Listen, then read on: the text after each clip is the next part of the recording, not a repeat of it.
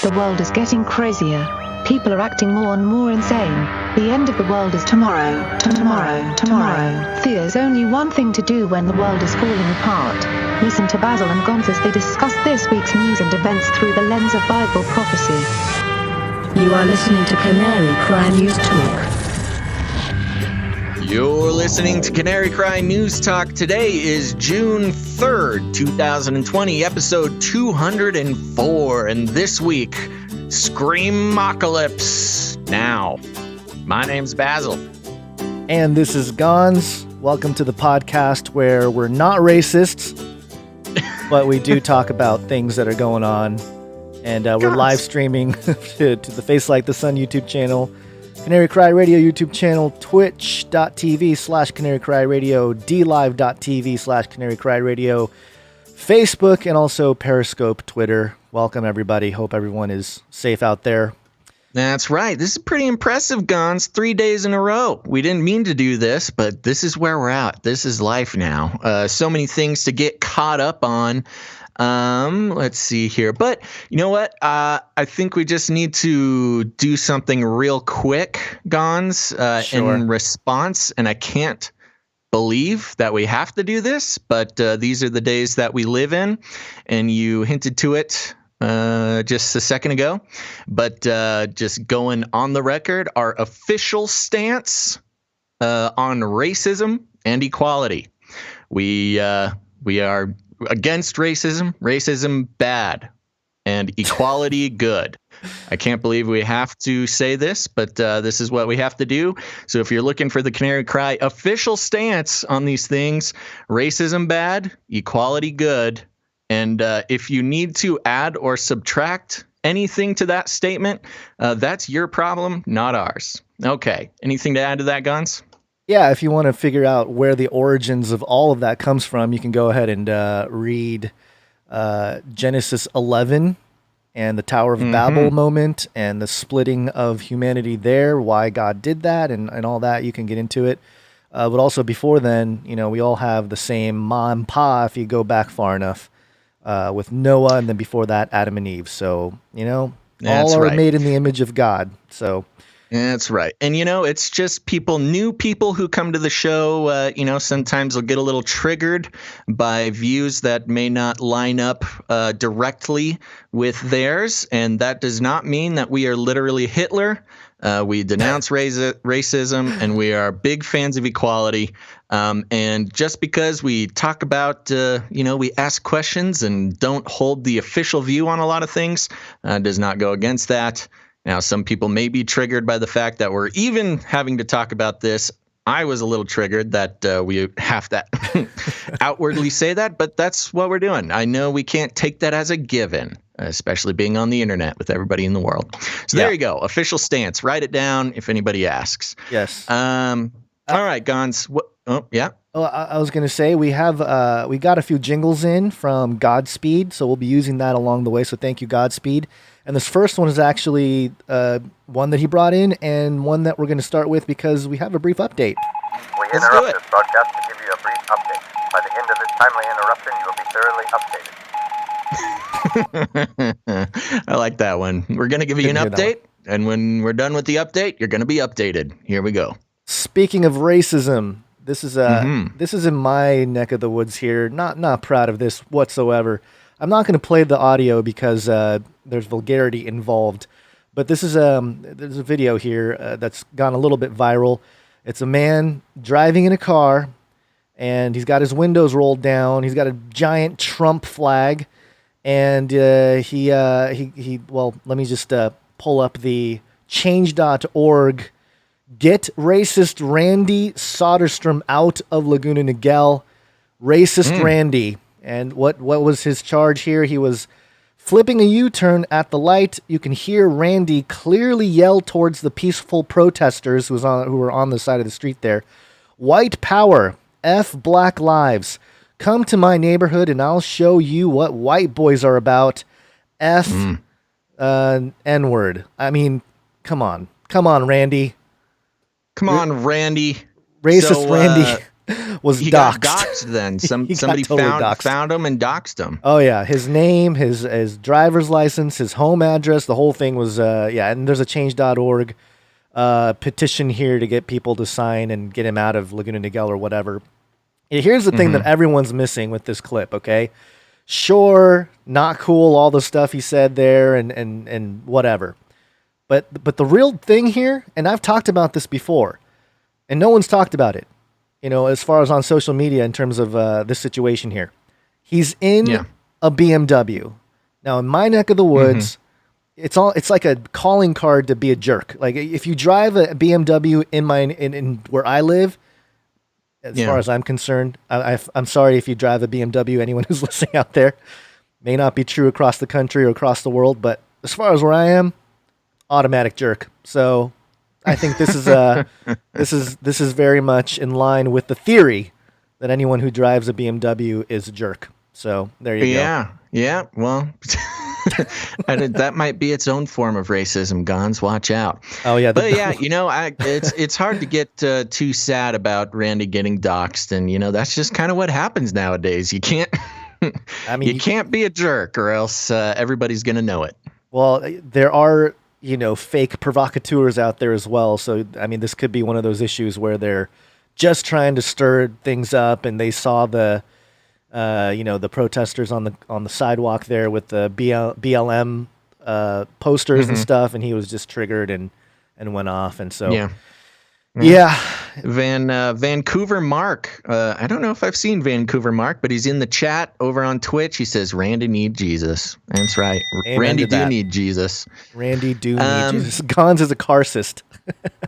This might come back.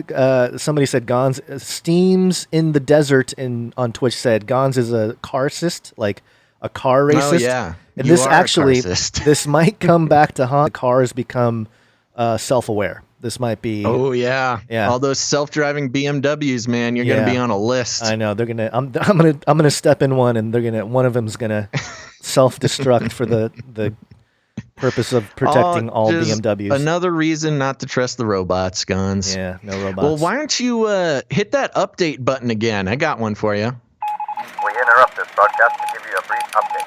By the end of this timely interruption, you will be thoroughly updated.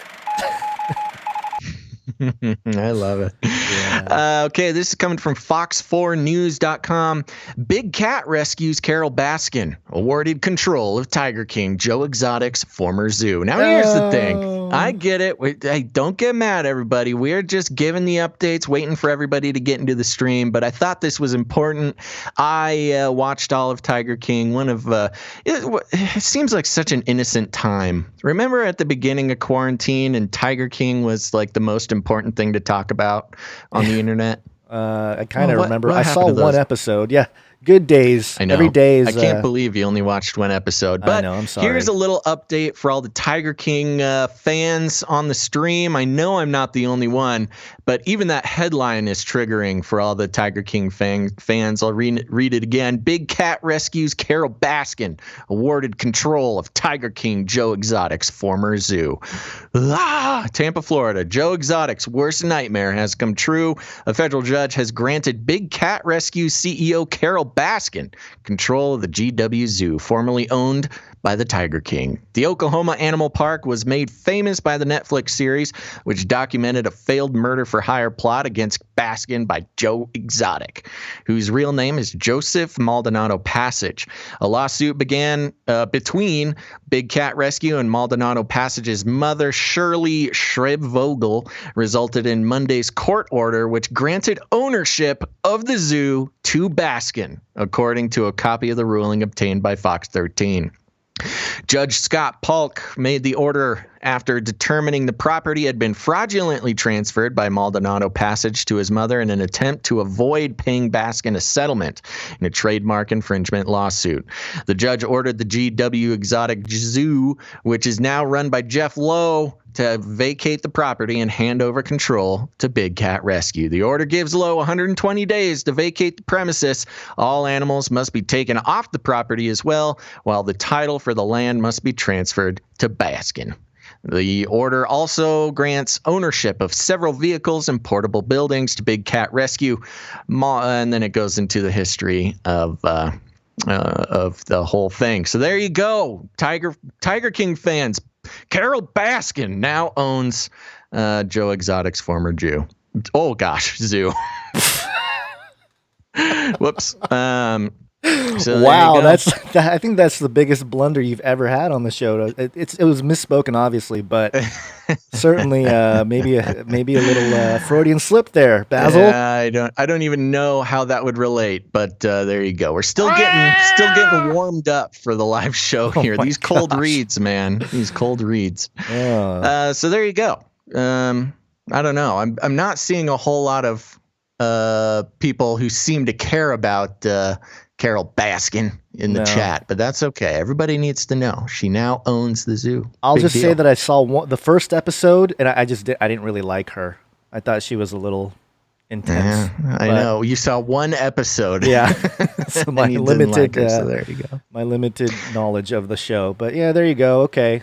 That's continuing the updates, Gons. What do you got on our good buddy Zoltan? Zoltan, where's my transhuman jingle? Where'd it go? Oh, well, while you find it, Zoltan Istvan, for those who don't know, was the former leader of the transhumanist political party. He had a running campaign this year to run against incumbent Donald Trump as a Republican, which was very interesting, and then now has gotten involved in the Libertarian Party. Very interesting presidential platform that he was running on, and for those who don't know, he's a transhumanist, which means he wants to use technology to he's a big fan of cyborgs. He wants to make everybody a cyborg. He thinks we can live forever. He's a big fan of uploading consciousness, as well as making it a national priority to unlock the secrets of eternal life here on Earth. Yeah, not something happened to the jingle. I don't know why it's missing, but we do have. I know that's really. You want me to just sing it? Sure, let's do it. Transhuman, make way for Homo superior. Fantastic. Thank you. Pretty good. That. I'll take it. Okay. So Zoltan tweeted out, and by the way, Zoltan has a microchip in his hand to open cars and doors and stuff. Yeah. Some people have been saying I'm nice. By the way, he has a microchip in his hand to open doors and stuff. Well, it's just, I'm just telling the truth here. Some people have been saying I'm MAGA just because some of my ideas don't align with leftists. I ran against President Trump for his job and put my heart into that campaign. I don't know how else I'm to more fully express my dissatisfaction with our current government than that. Hashtag honor. And that's the Zoltan's tweet while he was being, I guess, criticized for, being MAGA or something. I don't know. But there you go. Little Zoltan update because we have to. What was the update? I missed it. I was reading chat. What's the piece of information? He's trying to shake off, because he ran as a Republican a few months ago. He stepped away from that. He started off running as a libertarian. That didn't work. And then he's created his own party, the Transhumanist Party, with the Transhumanist bus and all that. That didn't really work either. Or at least it didn't really catch on as much as he would have liked. And so now he ran as a Republican, and he stepped away from that. And now people are saying that he's MAGA. So he's trying to shake off the MAGA labels because he ran as a Republican. And he's, he's just basically saying he's dissatisfied with the president, and that's why he ran as a Republican. Yeah, so he got the Republican stank on him, and now he's trying to waft it away. Right, he's trying to shake it off. Got it. He's kind of like a chameleon, He's just trying to fit in wherever he can to get as much traction. And that is the thing. I can't tell if I respect him for that or not. He's a shape-shifting transhuman. Yeah, on one hand, he's just trying to do whatever he can to get a foot in the door, but on the other hand, he's once you if you get the foot in the wrong door, you might get something on it you don't want on there. I found the jingle. Transhuman, make way for the Homo superior. Very good. I think my version was pretty good too. Yeah, yours wasn't too bad. But also, as kind of a side note to Zoltan here, as a little Zoltan update, he did debate Vermin Supreme, who, if you guys don't know who's Vermin Supreme, we've talked about Vermin for a while. I think is he a libertarian officially? Yes. And he wears a boot on his head. Yes, he's been a sort of a satirical presidential candidate for forever now. I mean, he's been around for a while. He must have been doing this for at least 10, 15 years. And again, another election year, Vermin Supreme going hard. And to everyone's surprise, if I can get my tabs to work here. Come on, computer. Here we go. Donald J. Trump, I'm officially approving, recommending, and endorsing @Vermin Supreme for President 2020. Hashtag Vermin Supreme 2020. This is not the real Donald Trump account, just so if you guys are freaking out. @Real Ronald Trump. Yeah. But he's doing a good job of impersonating the president's Twitter feed, and I'm sure Vermin's very happy about that. You know, he is all over my timeline. It's probably because I follow him on Twitter just to see, what kind of stuff he's getting into. Mm-hmm. But I've seen a lot of people comment and say like, libertarian with a boot on his head. Why not? People are just like not even shocked by his antics anymore and the way he dresses and whatnot. So, right. There you go. A little Vermin update, to keep track of some of these. Yeah, we got to keep track of these guys. We've made a commitment. Yeah. We've made a commitment to track these two, and so far they have not disappointed. No, and neither have the protesters, or at least some of them. This is a nothing update.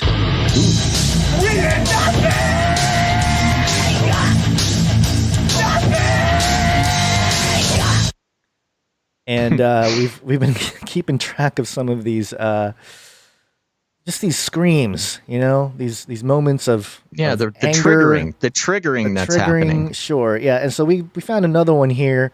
Let me size it for the video audience here so they can see it. This was shared by Luke Radowski. He basically said, "Ha ha ha! America's 2020 election summed up in a TikTok. I'm gonna try to stop it before the curse words come in, but here we go. This is a woman." Dressed pretty punk rock. She's on a sidewalk, and there's a little kid behind her in a MAGA hat, and you'll hear the exchange, and those of you viewing, you'll see the exchange here. Okay. Trump 2020! Oh my gosh. Trump! 4 more years! 4 more years! The triggering is at max level. I mean, there's a part of me where my heart breaks for these people because they're just, I guess the only thing they can do is scream. They don't know how to express. That's what it is. That's exactly right. It's like, what else can you do? You're relegated to just screaming to try to drown out opposing views. And, it must be a pretty scary place to be. And, if that's how you feel in life, where that's all you have left is to just scream at the top of your lungs. Sometimes we all get there once in a while. Yeah. Usually for me, it's when I wake up and, I'm pouring my bowl of cereal, and then only after I pour the cereal, realize there's no milk. I'll give it a nice cathartic scream. So there's one. The other one that made the rounds was I kind of want to play a game here, and this is for Velociraptor or Protester, especially for those of you listening. You guys decide, and we'll describe what's going on after I play the clip here. Okay, here we go. Ooh, oh my gosh. Okay. Sorry, that was blood curdling. It was. Okay, so let me explain what was happening in the video. Let me make sure I'm around. There's a girl. She's protesting. There's a group of police officers wearing all their riot gear, and the girl line up there. Right, the girl is hitting one of the police officers in the face with a balloon sword. So one of those swords. Well, it's not a sword. It's a balloon, like shaped like a sword. Okay, yeah, like you would see at a child's birthday party. Right. And the police officer has enough, and he pops the balloon. And what you heard there, the blood-curdling scream was that. I apologize for anybody if I hurt anybody's ears, because that was a lot louder than I was thinking. But yeah, she's obviously trying to make a scene. I mean, she's walking up and hitting the cop in the head with a balloon, and I don't know how he pops it so easily. It looks like he wasn't even trying to pop it. He just kind of like flicks it away and it explodes. Poor girl. Oh no, that scream. Because I couldn't help myself. I had to make an updated version. I added the 2 screams from today into the nothing jingle.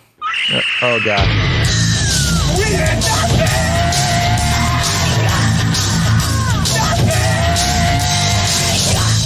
Yeah. Wow. Okay. Brings me back to my metal days. Yeah, that is pretty metal. We've got a fair amount of metalheads who listen to the show, so I know that's appreciated. Yeah.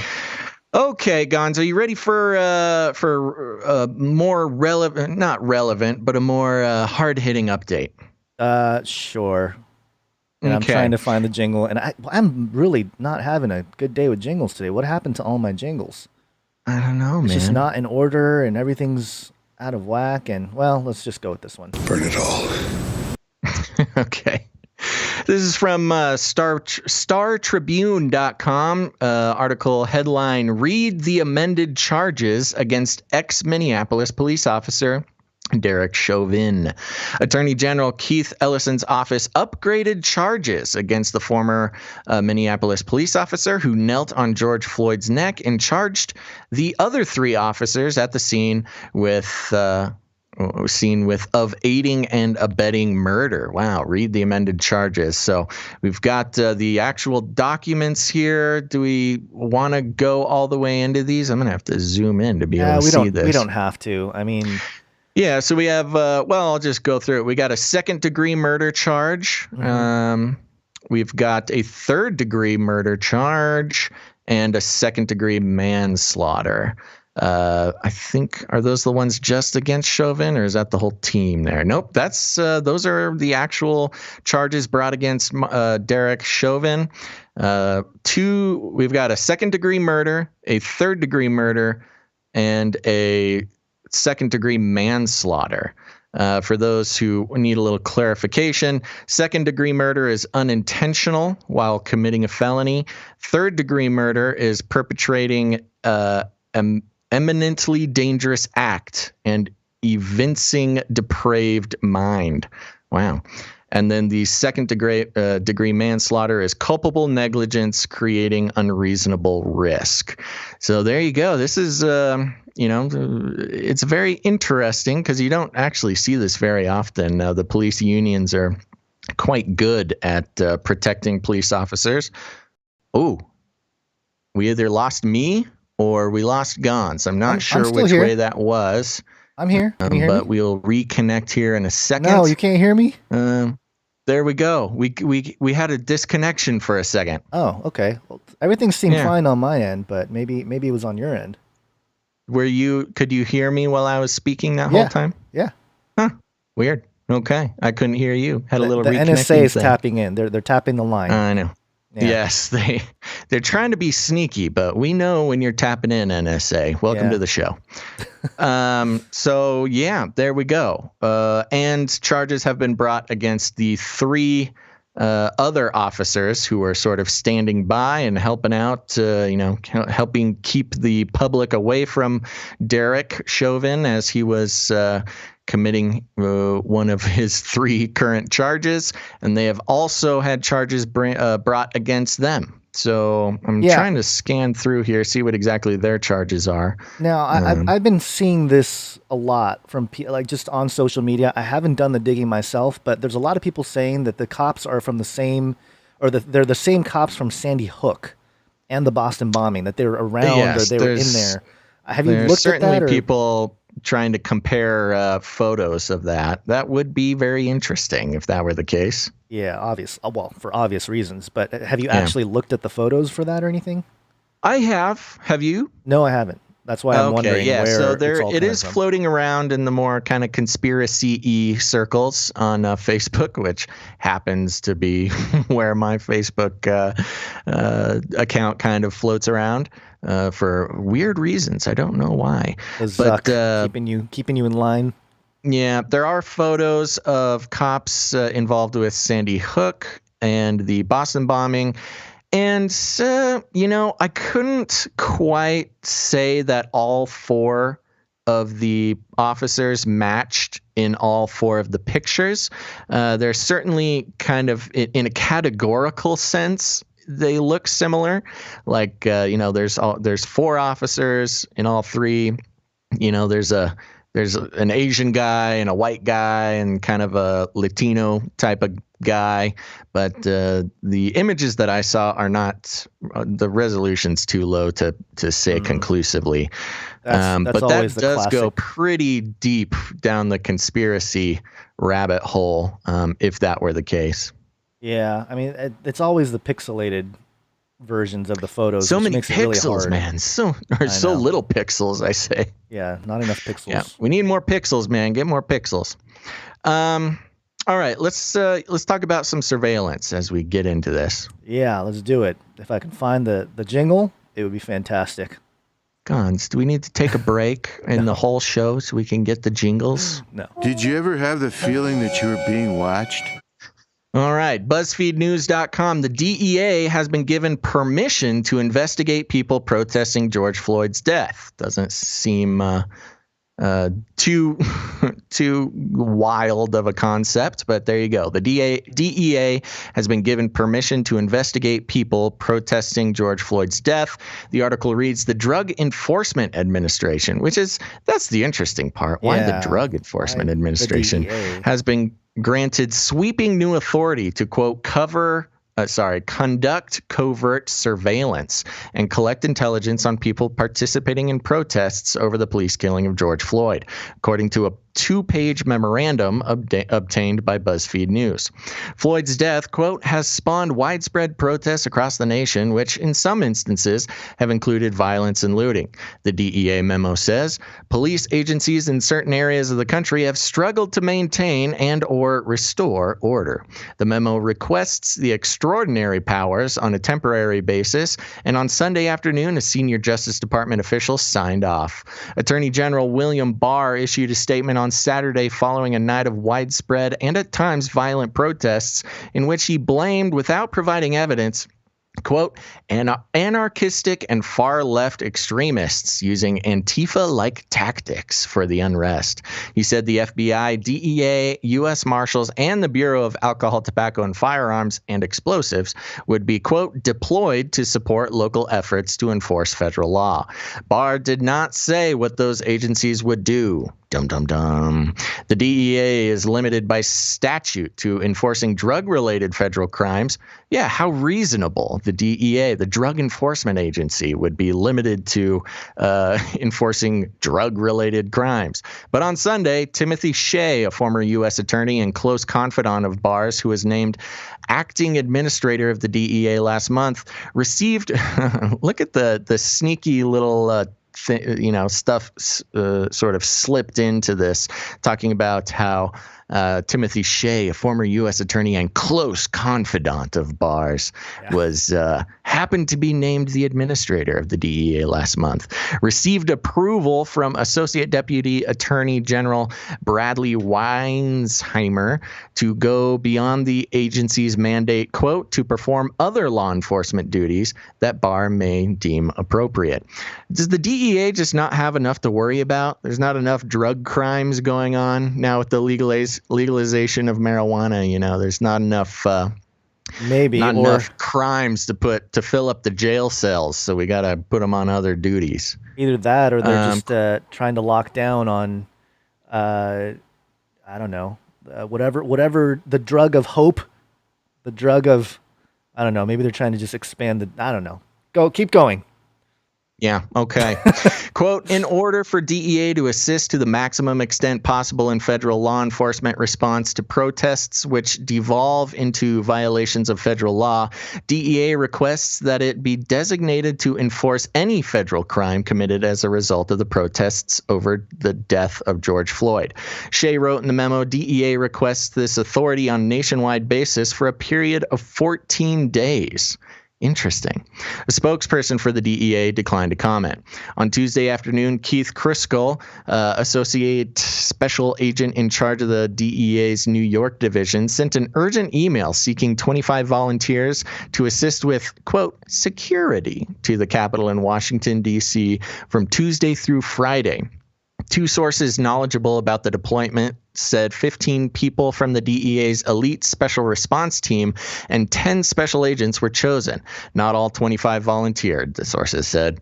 Crescull's email did not describe what specific tasks the detachment would be given. It added that if insufficient numbers of agents volunteered, others would be assigned to the job. According to the sources, fewer than 25 agents raised their hands. So even the DEA agents are like, no, why would we do this? Did you skip? Why are we getting involved in crimes that are not in our job description? Did you skip part of the Quote, article?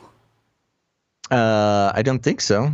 Huh. Did I? I don't know, Did because he you started miss reading. something? Yeah, you started reading after a spokesperson for the DEA declined to comment, and I just totally lost you because it quotes the Hugh Handyside from ACLU, and then it goes into. You might be on another. Are you on the bottom article? We got two articles about this here.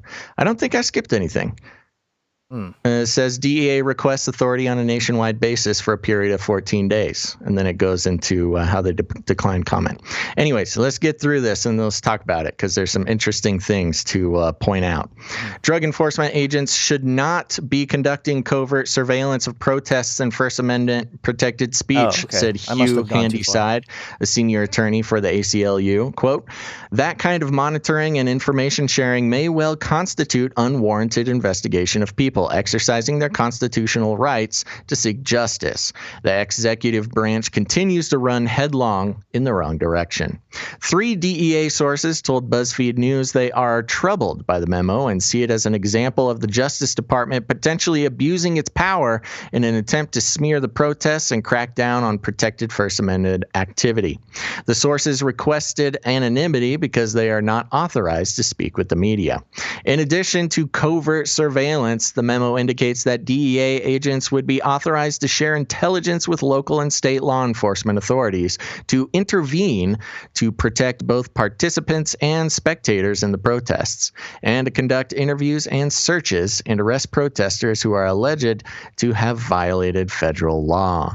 A day after Shea's memo was approved, President Trump said he is mobilizing all available federal resources, civilian and military, to stop the rioting and looting, to end the destruction and arson, and to protect the rights of law-abiding Americans, including your Second Amendment rights. Under the Insurrection Act, the president has the authority to deploy the U.S. military for domestic purposes. It has not been employed since 1992, when troops were sent in during the Los Angeles riots. There's a long history of federal agencies infiltrating and surveilling protest groups.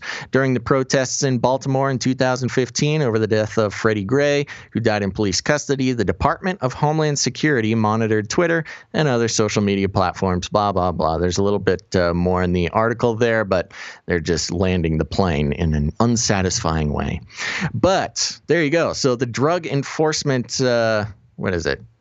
Drug Enforcement Agency, right? What is it? Administration. Sorry, Drug Enforcement Administration. Usually, a special agency to help crack down on federal drug crimes, now being used to surveil protesters.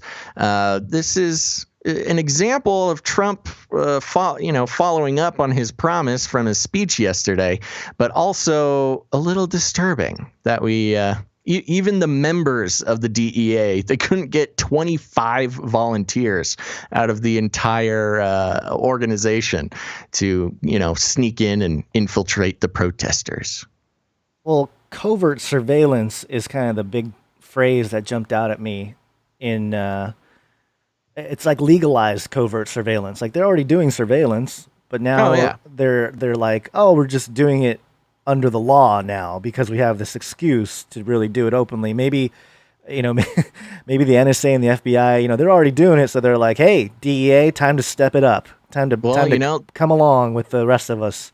Government that's exactly goons. what he said. He said he was going to make all, federal resources available.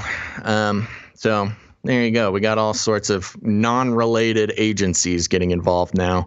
And as we know, we got big tech agencies handing over tracking information in regards to protesters, which has been a danger all along. I mean, overall, again, look, I'm not excited about harm being done to society. I'm not super pumped on buildings burning and people getting hurt and beat up, whether they're being beat up by protesters or, getting shot with rubber bullets. Either way, not cool, not a fan. But you got to be really careful about this government overreach. I mean, that's the whole thing. If you, claim to be a person who, does not appreciate the government overreaching and breaking the law and controlling things outside of the structures that have been set up, this is not good news. However, as we talked about yesterday, it's a tough back and forth between wanting to crack down and end all of the violence without giving up the privacies and the civil liberties and things like that are put in harm's way when the government is allowed to overreach like that. Yeah, and that's the tough part is, I mean, you said it. And I mentioned it in the other show. I don't know if I was very articulate in describing my thoughts there, but it feels like the conservative side of the aisle has been set up for this in terms of pushing the idea of Antifa and these groups that are certainly out there. I think they're definitely out there stirring things up and causing more trouble than otherwise would have been. But it just gives Trump the ammo, pardon the pun, to really use all of his agencies to have that government overreach, to do surveillance at a scale that is legal and is, again, it's the Hegelian dialectic, in so many different ways. Divide and conquer, but then problem, reaction, solution. It's over and over and over again, it seems. And works every time, baby. It works every single time. We're still paying income tax. It was supposed to be to rebuild after World War II, but we're still paying it. That's right. That's a good thing to mention. There was no income tax until after World War II. It was specifically put in place to help the country bounce back. But once you start paying that new tax, you'll never get out of it. No. In a related article, let me just real quickly hit another side of this. This is from activistpost.com. So we're coming from, kind of the anti-government, but in a different way. This is the liberal side. Police use contact tracing and big tech to identify protesters. Countless warnings about how law enforcement could use contact tracing apps. Remember, Gons? Remember contact tracing apps? So convenient. From way back in the day when we all needed to get the contact tracing apps so we wouldn't kill, our grandmothers with coronavirus. Well, coincidentally, we're so happy that we got everybody to sign up for that because law enforcement could use contact tracing apps to monitor people and that those warnings have gone unheeded. As BGR.com revealed, police are using contact tracing to identify protesters' not just identify the protesters, but it says here, identify protesters' affiliations. According to Minnesota, this is a statement from BGR. According to Minnesota Public Safety Commissioner John Harrington, officials there have been using what they describe, without going into too much detail, as contact tracing in order to build out a picture of protester affiliations, a process that officials in the state say has led them to conclude that much of the protest activity there is being fueled by people from outside coming in. The Twitter feed titled Minnesota Contact Tracing revealed how police are using contact tracing to identify and arrest protesters. Quote, Minnesota Public Safety Commissioner John Harrington says they've begun contact tracing arrestees. Recently, 100 human rights groups warned that an Apple-Google contact tracing app could be used as a cover to identify activists and minorities. Block quote here, an increase in state digital surveillance powers, such as obtaining access to mobile phone location data, threatens privacy, freedom of expression, and freedom of association in ways that could violate rights and degrade trust in public authorities, undermining the effectiveness of any public health response. Such measures also pose a risk of discrimination and may disproportionately harm already marginalized communities. So despite all assurances to the contrary, it appears that 100 human rights groups were right. Law enforcement can and will use contact tracing to identify protesters. Again, why do you need 100 human rights groups to say this? You could just listen to Canary Cry News Talk. You would have known this years ago. As NBC News noted, contact tracers also use geofencing to help identify protesters. Geofencing captures the social media posts of people entering a specific area. The technology locates any cell phones that cross into the area by locking into their geolocation systems and then records social media posts and sometimes other data from the phone. Times exposed how the military National Guard uses a classified system called, quote, Secret Internet Protocol Router, or SIPR, to monitor protesters. To learn about Perspectives Inc.'s role, click here and here. Okay, well, we can look into that later. Big Tech's hands are dirty with federal money paying for new ways to monitor Americans. A recent Business Insider article describes how police use big tech to monitor activists and protesters the moment they walk out their door. Block quote, law enforcement agencies have made full use of high-tech surveillance tools as protests sweep the country following the death of George Floyd. A Predator drone operated by Customs and Border Patrol circled above protesters in Minneapolis. That we brought that out a few episodes ago when the news broke. Both of these articles reveal frightening array of big tech surveillance devices being used by police nationwide. Minneapolis Police and the Minnesota Fusion Center are also using Clearview AI, Brief Cam, Ring doorbell cameras, Axon police body cameras, shot spotter, and license plate readers to create an intimate view of people's lives. BuzzFeed's article also revealed how police use ArcSys milestone software, which uses video detection and analytics to identify people. Let's see. Let's land the plane on this article here. Let's say, oh no, they're just going to some reiteration there. So there you go. Now, of course, just to follow the trail, the breadcrumbs, when contract tracing was first proposed in accordance to, COVID-19, what is the word I'm looking for? To fight COVID-19, obviously was a ploy to use manipulated emotions in order to gain access to everybody's information.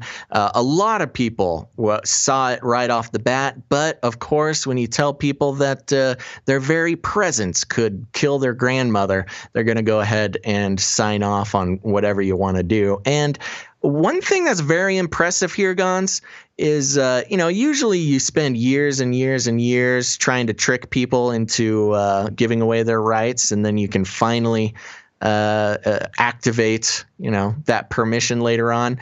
The distance between these contact tracing apps and now them being abused is got to be some sort of world record. I mean, we're talking about 3 weeks or something between, hey, contact tracing will save your life, and, ooh, contact tracing is going to help us spy on every little move you make. Moore's Law is leaking into all kinds of societal effects. And Moore's Law being that every, 2.5 years or something, a microchip, or the capacity of a microchip doubles.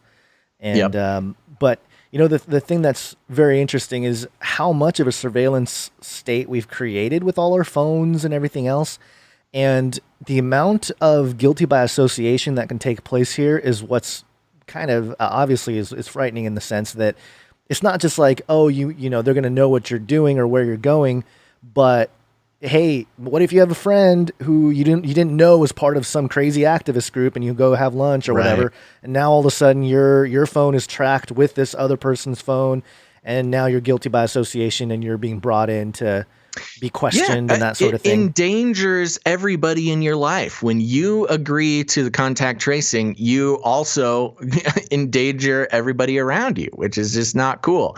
And this goes for a lot of different technologies, one being geofencing, which is pretty simple. You know, they can just pick a geographical location, and any cell phones that enter that, they can start monitoring. But there's also close range Bluetooth. And a lot of people don't know about this. We've talked about it in the past, but just to remind everybody, you know, your smartphone has a close range Bluetooth that automatically pings other phones around it at all times. You know, it's one example of this is if you have an iPhone, the AirPlay feature or the AirDrop feature, and, you know, you can pull up your AirDrop and it shows everybody's phones around you.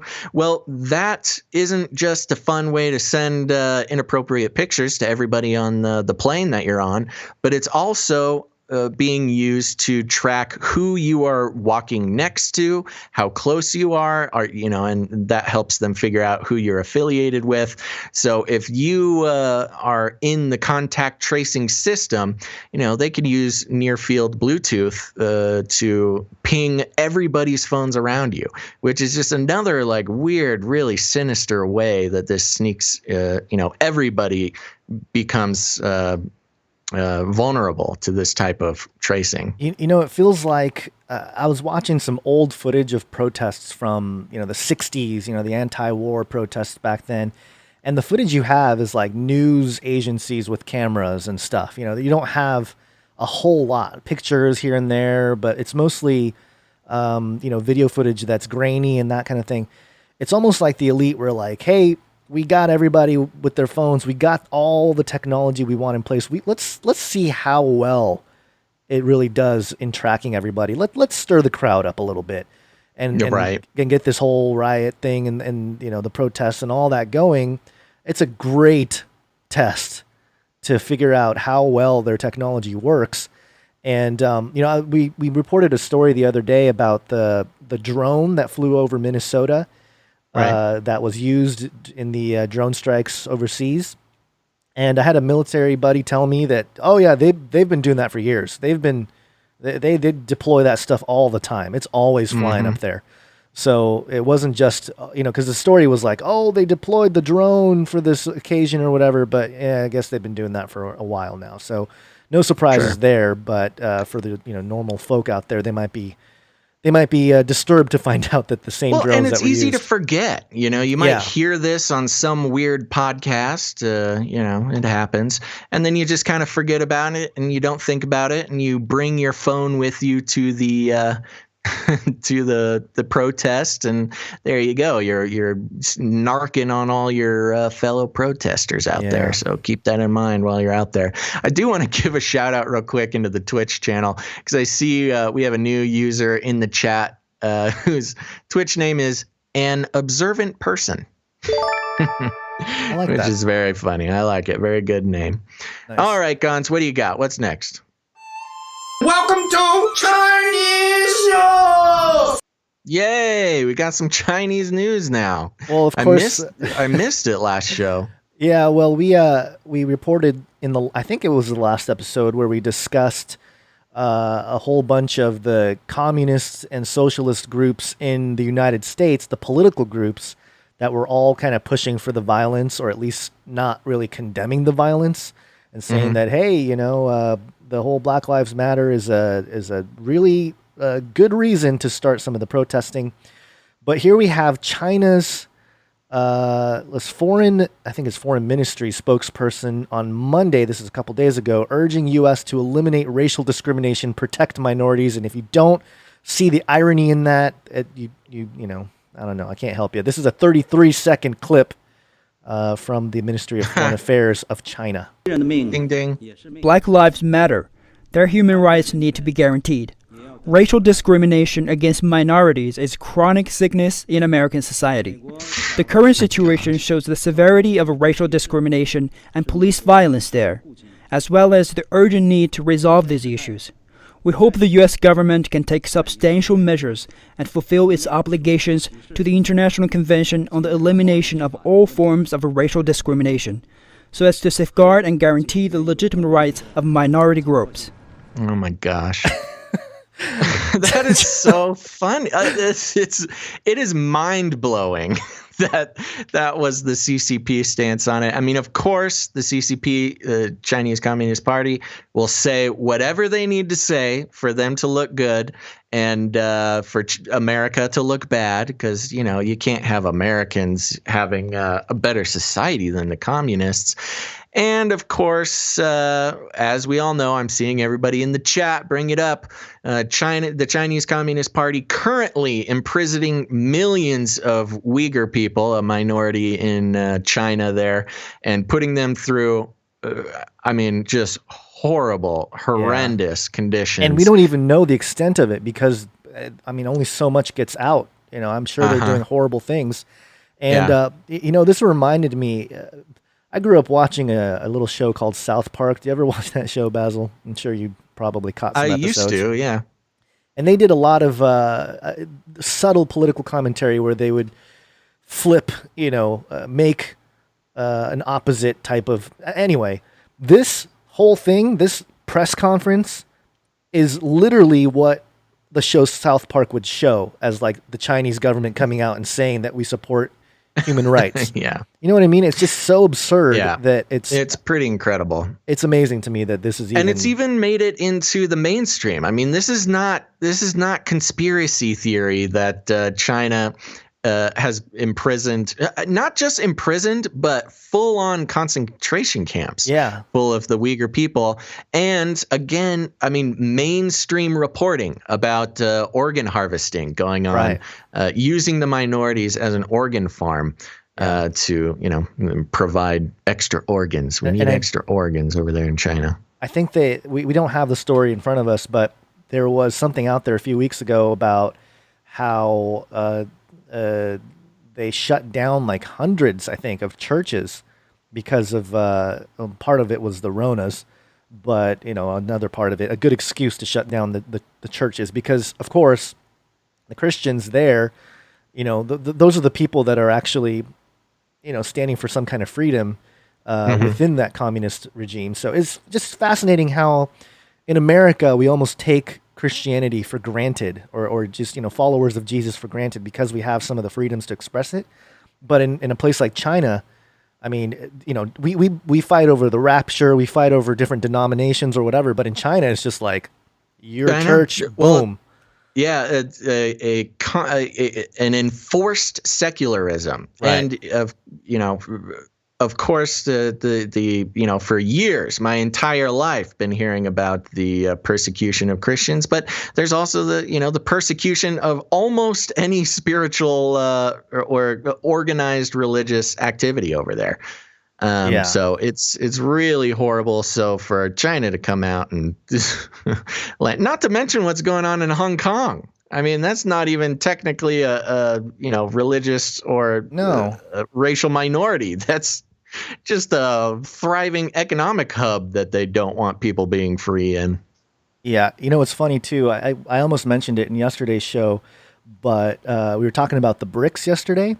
And there's actually, I think it's like a UN initiative called BRICS that went into Hong Kong and was like, oh, we're going to go into Hong Kong. I mean, it was like a British instituted thing where they're like, hey, we're going to help out the Chinese and especially Hong Kong. We're going to help fight inequality in Hong Kong. It's almost like once they gave up power of Hong Kong, they're an independent little area there. Everybody wants to gain control back. And I just thought it was funny that they were called BRICS. I can't remember the acronym. It stood for something. Oh, it was an acronym that spelled out BRICS. Yeah. Well, that's yikes. Of course. I mean, I'm not expecting anything different from the CCP there, but I can't believe that there's still people who defend the CCP. It's nuts. I can't believe anyone would hear that and be like, "Hey, look at China. They're down with the BLM." It's an easy bandwagon to get on. I guess, but Not to say that more people, it's always good for people to speak out against, racial discrimination and inequality. But for China to be doing it, that's almost more silly than like a straight up KKK member coming out and doing it. And YouTube was caught censoring any kind of speech against the CCP, so maybe this will also get censored. YouTube, obviously owned by Alphabet, the Google parent company, notoriously working with the CCP, the leaders over in China there, to crack down on all sorts of stuff, all sorts of nasty stuff on the internet that the Chinese government doesn't want you to read, like freedom and surveillance. Basic freedom, yeah. Basic human rights. You can't have that. Can't have it. Speaking of the KKK, Gons. KKK? What? What is wrong with my... Oh my goodness. I'm having a hard time today. Illuminatus. This is coming from the BBC.com. Anonymous posts clue... Gosh. Okay. Center. Careful. I need to speak correctly. Anonymous posts Ku Klux Klan alleged sympathizers list. Okay. So we saw Anonymous. 2015, Basil. What? November 6, 2015, this article. Crap. Dang it. You've been doing this a lot recently. I was on your case about it, and you're like, it was one. And I think this is like 3 or 4 now. I told you about this article. You looked at it. You could have looked at it too. I actually You're didn't supposed look to be at my it. safety net, I actually man. didn't look at it because you added it after the fact, but it's okay. We can talk about it because I think this was the last time. It doesn't matter. You're right, but it was the last time they were really kind of active, was around the 2015, right? That was like the last time they... If you have access to a keyboard, Gons, I'll go into this next one. Hit the jingle on this next one. I'll go into it and do a quick search. See if any Anonymous has followed up on anything, because they just threw their hat in the ring a couple days ago. I want to know if they've gotten anything done. Hallelujah. All right, so I want to give a little update on the police kneeling. We saw a lot of protests end peacefully because of the police, standing down and, whatever that means. Gons, speaking of which, this article we did yesterday. Hold on, let me go down to the correct one. I'm sorry, this one everybody. This is from North Carolina. The one we did yesterday was on Florida, wasn't it? I don't remember. I'm going to skip that one though. Just so you know, there's more police kneeling in North Carolina. But here's the one I do want to hit. This is commondreams.org. The article is titled "Do the Right Thing. Veterans Call on National Guard Members to Refuse to Deploy Against Protesters." Okay, so one of the more disturbing things that's been happening recently is the official instigation of martial law in the United States, which is, again, a confusing thing for some people because they want the president to be strong. They want to crack down, end the riots, end the looters. We can't have any lute players out there with their old medieval instruments playing lutes. But when it comes down to instigating martial law to get that done, it's again falling right into the trap of letting the government overreach on certain things. So we'll see if they pull back on it. But here we go. This article, "Do the Right Thing. Veterans Call on National Guard Members to Refuse to Deploy Against Protesters." Over 300 veterans have signed onto an open letter encouraging members of the National Guard to respond to the moral choice in front of them by refusing orders to deploy against protesters in streets across the nation. Quote, "We urge you to have the courage to do the right thing," the letter says. "Refuse activation orders." Woo. Protests over the May 25 killing of unarmed black man George Floyd by Minneapolis police officers have spread around the country, leading to confrontations between demonstrators and heavily armed police. The open letter was coordinated by About Face, Veterans Against the War, a group that describes itself as composed of post-9/11 service members and veterans organizing to end a foreign policy of permanent war and use the use of military weapons, tactics, and values in communities across the country. It was released the same day President Trump threatened protesters with violence, tweeting that, quote, "When the looting starts, the shooting starts." Referencing that tweet, the letter urges other veterans to remember that, quote, "It is your community members who fill the streets, while your commander-in-chief tweets about using you to murder people over something as insignificant as property damage." The letter asks the Guard members to recall the military branch's deadly legacy, including the 1970s Kent State shootings, and also recognize that the consequences for obeying activation orders could be grave.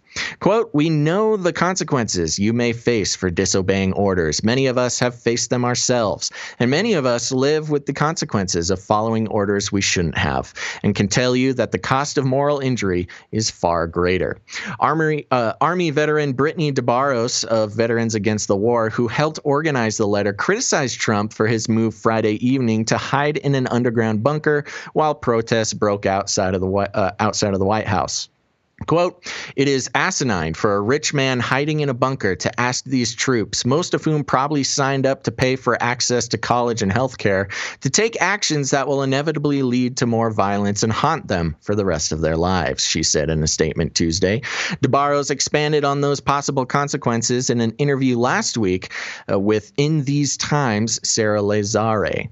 "In the military, we're conditioned to think once you sign the dotted line, you are trapped. You have no choice, no agency. You should avoid any political speech. I think that's not true. In a moment like this, I just want people to stop what they are doing and understand they do have a choice. And at the end of the day, if they participate in something that turns into horrifying violence, it might be enough to tell other people I was doing what I had to do.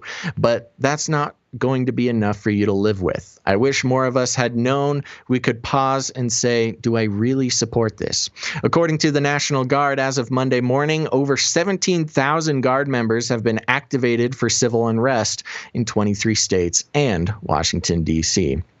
So there you go, Gons. Very interesting, veterans calling for National Guardsmen to, pause and see if this is a choice that they want to participate in. Now, I don't know exactly what the consequences are. Maybe a veteran or maybe a National Guard person watching in the chat can let us know. I can't imagine that there are you'll be forgiven or treated very well if you refuse activation orders. But what a tough situation. Yeah, I interviewed and I think he was a general of some kind. I think he still had top security clearance last year at the conference, and he said that anybody in the military, any ranks, will reject or will deny the orders if they believe it's going against what they're actually supposed to be doing. So, it's an interesting thing that we had that conversation back in November, I think, or October, because now we're seeing the situation where there is a little bit of a split kind of thinking going on, where depending on what narrative you want to follow, because if you put it in the context of just protesters, or they want to go out there, they want to hold up their signs, hey, no problems. But if we're talking about the violence, especially what seems to be coordinated violence, then it's certainly, you want some people in the National Guard to step in to protect not just the people that are protesting, but the businesses and the community in general. So I don't know, it's a tough one. It's not as easy. I don't think it's as simple as like, hey, we should just step down, or the military. I think you go to jail. I think you go to jail if you refuse activation orders. Really? At least you can be thrown in jail. I don't know about prison, but yeah, I mean, that's a very serious thing to do, to refuse activation orders.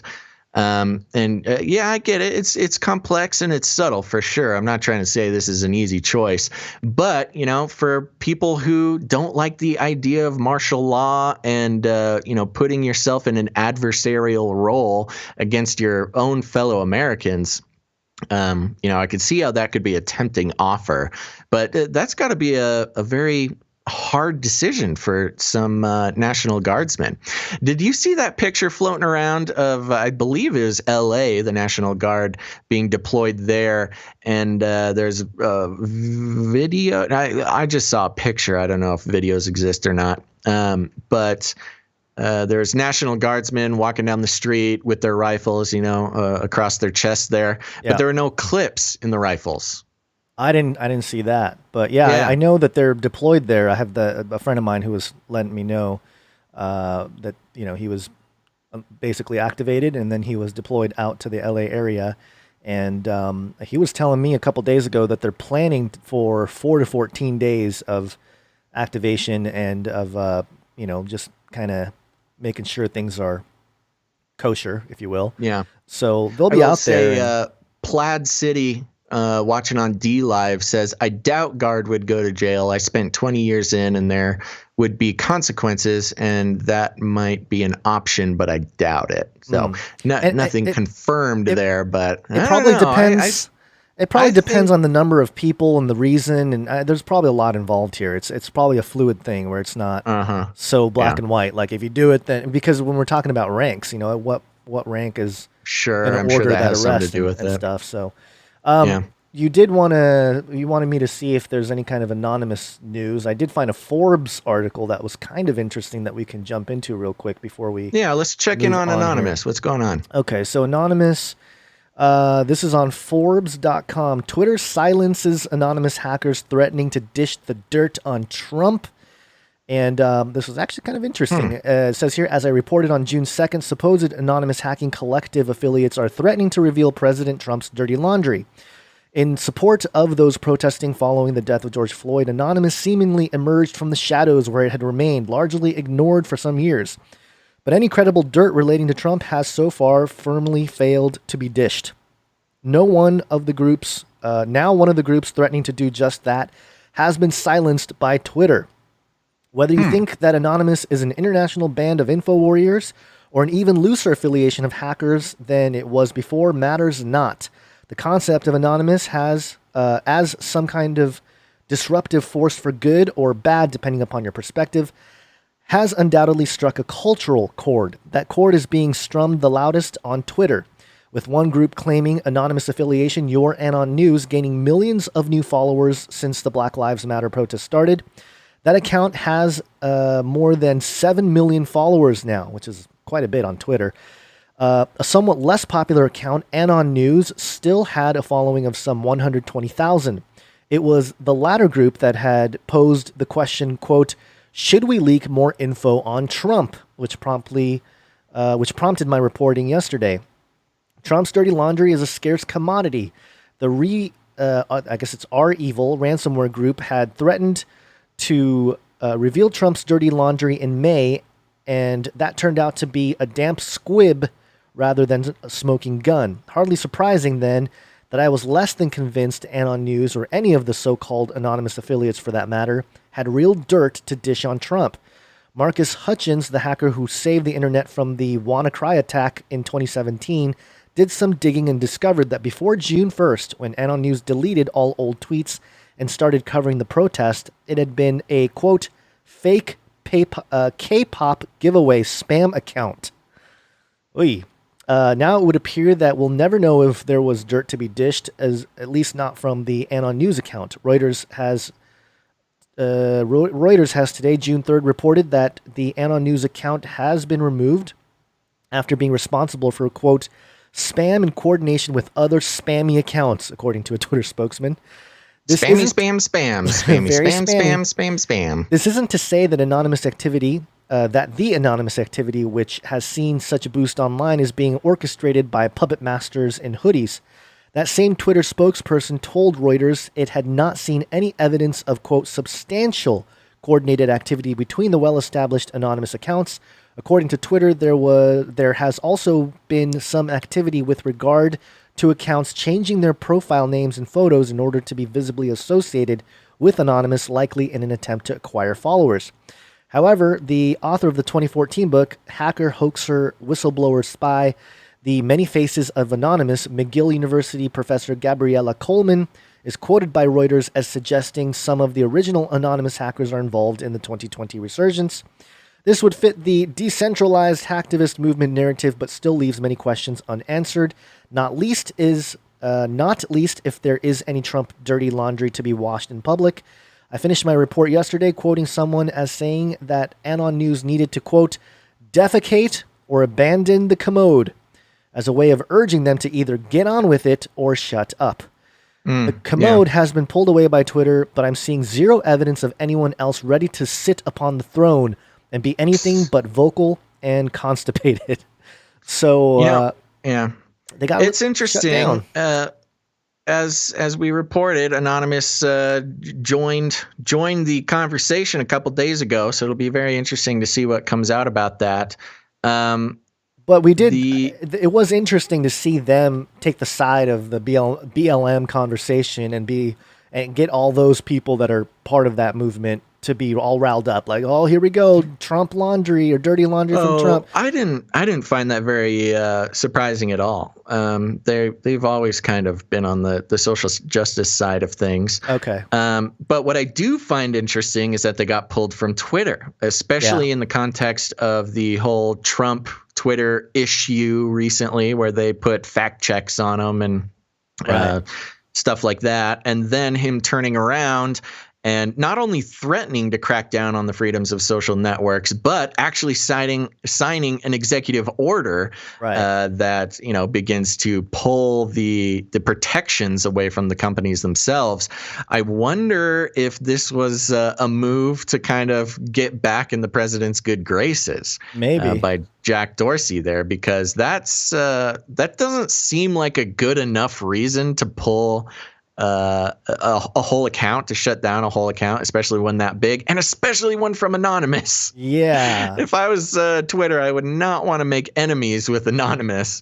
I'm wondering, they would have to have a very compelling reason to take that account down. Them going silent for 3 years may have been really the whole movement being co-opted, or at least shut down in a certain way, and the people that really got on the bandwagon here seems to have taken the opportunity to try to, get some attention again. But I don't know. It just seems like well, and as we know, and just to remind people, if it's been a while since you've updated yourself on Anonymous, they're not technically a hierarchical or organized organization. It's just sort of an affiliation, almost like an affiliate federation of different hackers or groups of hackers who kind of collectively call themselves anonymous, individually working towards what they see to be the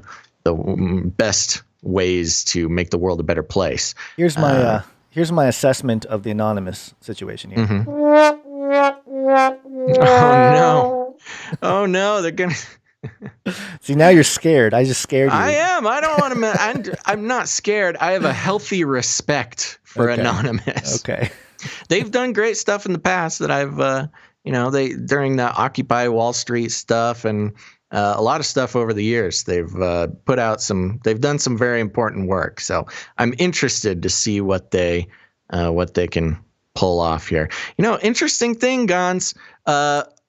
A minute ago, literally like a minute ago, we were number 2 on talk shows and podcasts, the rankings on Twitter. Twitch.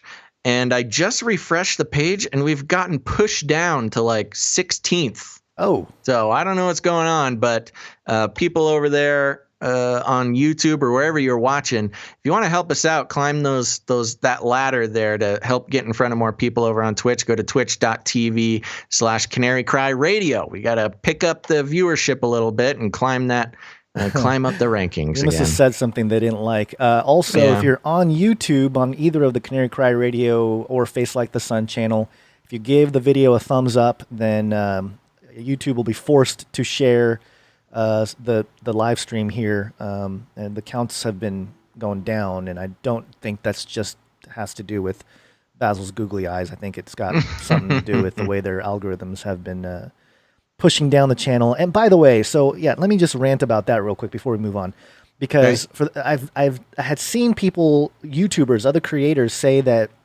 you know, their comments are being deleted on their own channel and on their own videos. Yeah. And I hadn't actually experienced that myself until yesterday. I replied to someone on a recent video that I made about George Floyd and some of his Freemasonic stuff. And I posted a reply. I had lots of links, and I had done a little bit of research, and boom, it's gone. And actually, since then, I think two of my comments in my own video have been just disappeared by YouTube. So it's just a comment, just a comment, just in the a comment section? in the video section, or the comment section of the video. So yeah, it's pretty bad. That makes me angry. But also, the YouTube channel being throttled with the amount of subscribers. Not that it's not a huge deal, but I've been stuck at 263,000 subs, and I was about to get to that 264,000. I was getting really close. It was like in the 900s.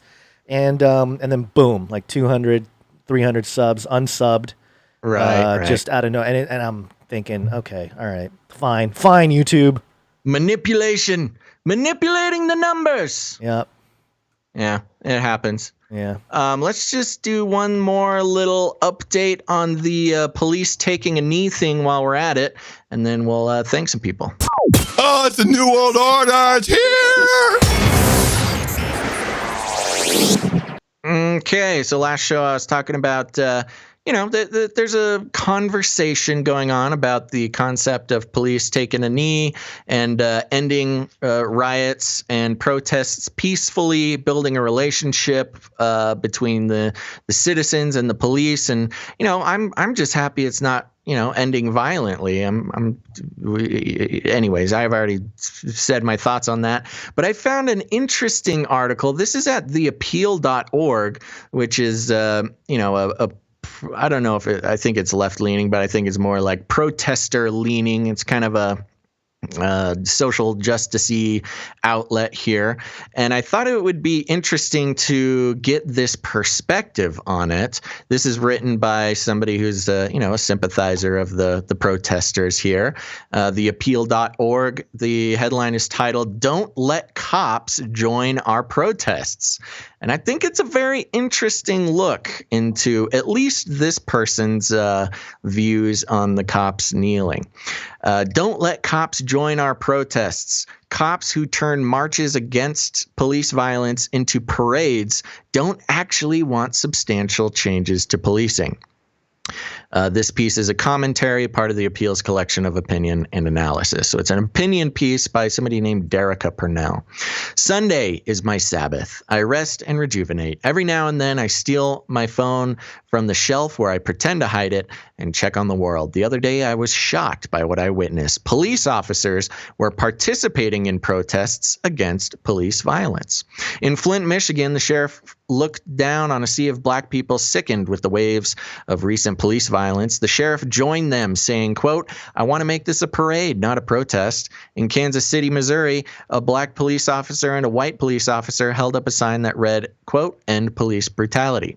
Camden, New Jersey, officers marched in the front of local protests. NYPD officers took a page from Colin Kaepernick's playbook. They kneeled. 1 hour later, they stood up and attacked the crowd that surrounded them. For many, acts of police solidarity are wins. Some people believe that good cops lead by example for bad apple cops who bring shame to the profession.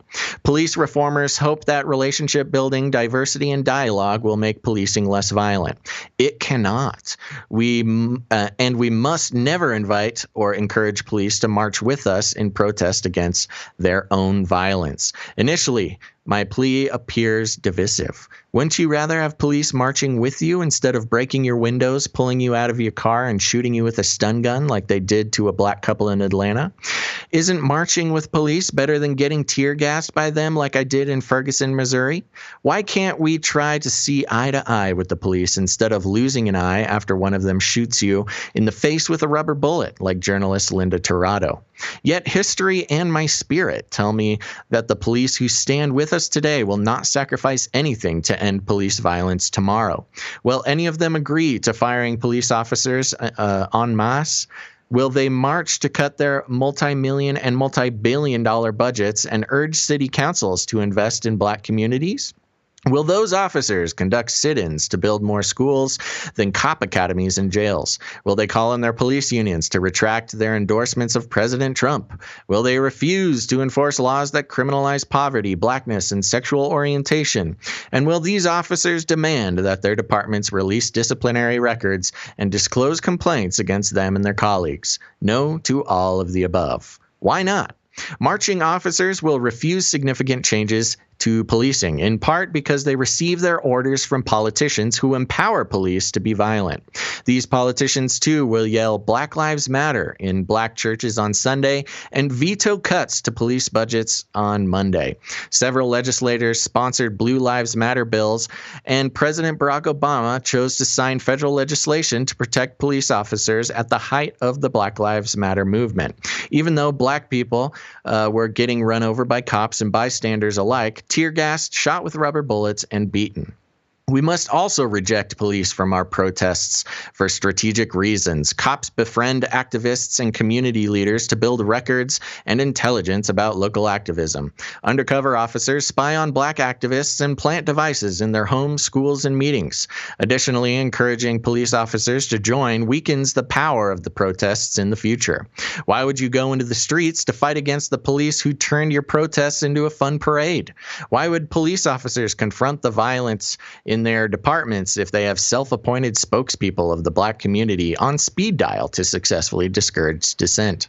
Police ultimately are the problem, not merely the collection of their individual brutal acts. This is exactly why we can learn from several LGBTQ organizations that oppose officers at parades. LGBTQ organizations that oppose officers at parades. Cops wreak havoc in queer communities. LGBTQ Americans are incarcerated at the rate 3 times higher than the general population because of police profiling. Almost 90% of LGBTQ respondents surveyed reported that during sex work or allegations thereof, the police harassed, attacked, mistreated, or sexually assaulted them. The Stonewall Rebellion, which historians suggest catalyzed the gay rights movement, was a response to a police raid on a gay club. Today, it would be absurd if ICE agents led a Cinco de Mayo parade or if CIA agents wished Eid Mubarak to Muslims after Ramadan. Why? Because those agencies are responsible for the surveillance, imprisonment, and death of people in those communities. The absurdity is not simply about whether individual bad people work in those careers, but rather, as one of my favorite rappers, J. Cole, explained, the job is bad. To eliminate police violence, we must do the opposite of building relationships with police. Reduce and eliminate contact between them and us. Us is literally everyone. People of color, native people, black people, homeless people, poor people, gay people, people with disabilities and varying mental health struggles, women, trans women, immigrants. Nobody is safe, including white people who represent about half of police victims. So even if police treated everyone like white people, many will still die. Institutions must also sever their relationships with police departments. We should follow the example of Jael Karandi and other college students who pushed the University of Minnesota to stop using Minneapolis police for large events. School boards and teachers' unions must call in their school districts to cut ties with police officers inside of schools, just as the Minneapolis board and union did last week. Essential workers must protest partnership with police officers who lock up people en masse and learn from the Minneapolis bus driver who refused to transport arrested protesters to jail. We must support campaigns from the Advancement Project that demand cop-free schools and from organizations like BYP 100 calling to decriminalize sex work and end stop and frisk. We who believe in freedom should have supported Asata's daughters fight against a new police academy in Chicago, and the Dream Defenders Freedom Papers demand to be free from police and prisons. Unlike the police officers who kneel, these activists and organizations understand that body cameras, civilian review boards, and extra training cannot stop police violence. Thus, we must always search for ways to reduce police contact, reduce the reasons people think they need police, and reduce the size and scope of policing. Without moving forward, police abolition, people will continue. Yes, sorry. Without moving toward police abolition, people will continue to die and cities will continue to burn. In my faith tradition, now this is interesting, Gons. In my faith tradition, we believe in altar call, an opportunity for people to experience transformation through joining a community for collective struggle and growth. Altar calls are deeply emotional. We ask people to leave behind what the world values: greed, power, and indifference to human life. If officers are serious about joining a struggle against police violence, they must also leave these behind. Badge and gun too. Sorry, I screwed up your last line there, Derica. So there, very strong sentiments here, Gonzo. Derica is not a fan of police, committing acts of solidarity with the protests. They think that's not enough, and we need to abolish the police altogether. What do you think? Yeah, so I understand the last little paragraph there, and this sort of idealistic sense of, hey, if we really want to make change, there's this idea of an altar call and to put down the worldly concerns. And of course, that's like an ideal situation. But what I found more troubling, I had a paragraph highlighted. To eliminate police violence, we must do the opposite of building relationships with police, reduce and eliminate contact between them and us. This on top of, there was a protest yesterday in Los Angeles in front of Mayor Garcetti's house, and they were saying, end the police or defund the police. And I don't think that's the solution either, because the same people that don't want the Second Amendment rights to remain the way they are, the right to bear arms, they're the same ones saying, and the police. They're the same ones being upset about the police brutality. And obviously, police brutality is an issue. But yeah, well, and it's an interesting thing, too, just to build on top of that, and I'll let you take it in a second, sure. But not wanting police in schools. Right. We have this issue in America with school shootings. And so the response to that is to put police in schools because we don't want to give teachers guns or anything. Right. So now you don't have teachers who are able to defend a school. You don't have police who are able to defend a school. And I get it. The article, they're talking about needing to solve the problems that require policing. But that's a way harder thing to do. You're going to solve all crime? Well, so you that's don't the need thing. Police? So, yes, again, they're very ideal. Okay, so it might appeal, the appeal.org here, it might appeal to people's ideologies of this fantasy world. Well, maybe not even fantasy, this, like I would say God's kingdom, right? The true God's kingdom, when he returns, that sort of thing. But in the current state we're in this fallen state that we're in right now with we're still waiting for Jesus' second coming. You get rid of the police and you get rid of the right to bear arms, and all you're left with is really, really bad people with guns. And so that just makes no sense to me, because then you have a situation where all the criminals and all the really bad people take over and they kill without consequence, and there you go. Now they're the winners of the evolutionary I have a survival of the fittest. Everybody's left to their own devices. I have a feeling that this article is written in a moment of passion. Not Sure. all the way thought through. And I just have to. I'm not even going to get angry. I'm just going to respectfully disagree with this person. And they're obviously from some sort of Christian tradition, some sort of progressive one. And you know what? It's cool. But, Yeah, to say that you don't like it when the people you are protesting against start listening and participating and answering the call that you are calling them to do, and then turn around and say that that's not enough. We need to completely abolish police altogether. Just doesn't make a whole lot of sense to me.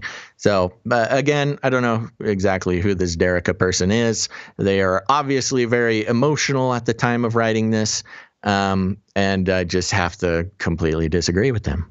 And that's okay. That's okay. But yeah, again, not thought through in terms of the reality of the situation. But hey, you know what? We can all agree with the ideal sort of, the idealism here of what you would like to see. Of course, I think no one would disagree with him or her. I don't know exactly, Derica, maybe a she. No one would disagree with them that's an ideal situation, that's something everybody would want, of course, but that's just not, it's not reality, at least in our current state of being. So. I mean, it is a beautiful idea that we can get rid of all crime and not need any police, and everybody will be safe and happy. Right. But that's not necessarily going to be solved right now. I think police listening and police, agreeing that police brutality needs to be checked. And of course, here's what I think the big thing is. If I had to reach out and make a connection with this Derica person, let me try. I agree that none of this kneeling of the police or anything means anything if they don't push for actual actions afterwards. Right. Okay. And I think that's the core of the conversation. I'm doing my best to make a connection with somebody that I don't agree with. Thank you, everybody, for your and thank you for your praise here. I'm doing a very good job. But of course. Oh shoot! I totally lost my train of thought, giving myself some hilarious praise there. No, okay, I got it. So yes, of course, what needs to happen is these police who are kneeling, and if they truly are getting on the side of the protesters in the sort of philosophical sense that police brutality, these same cops who are turning these riots into parades would need to, actually take more action. There you go.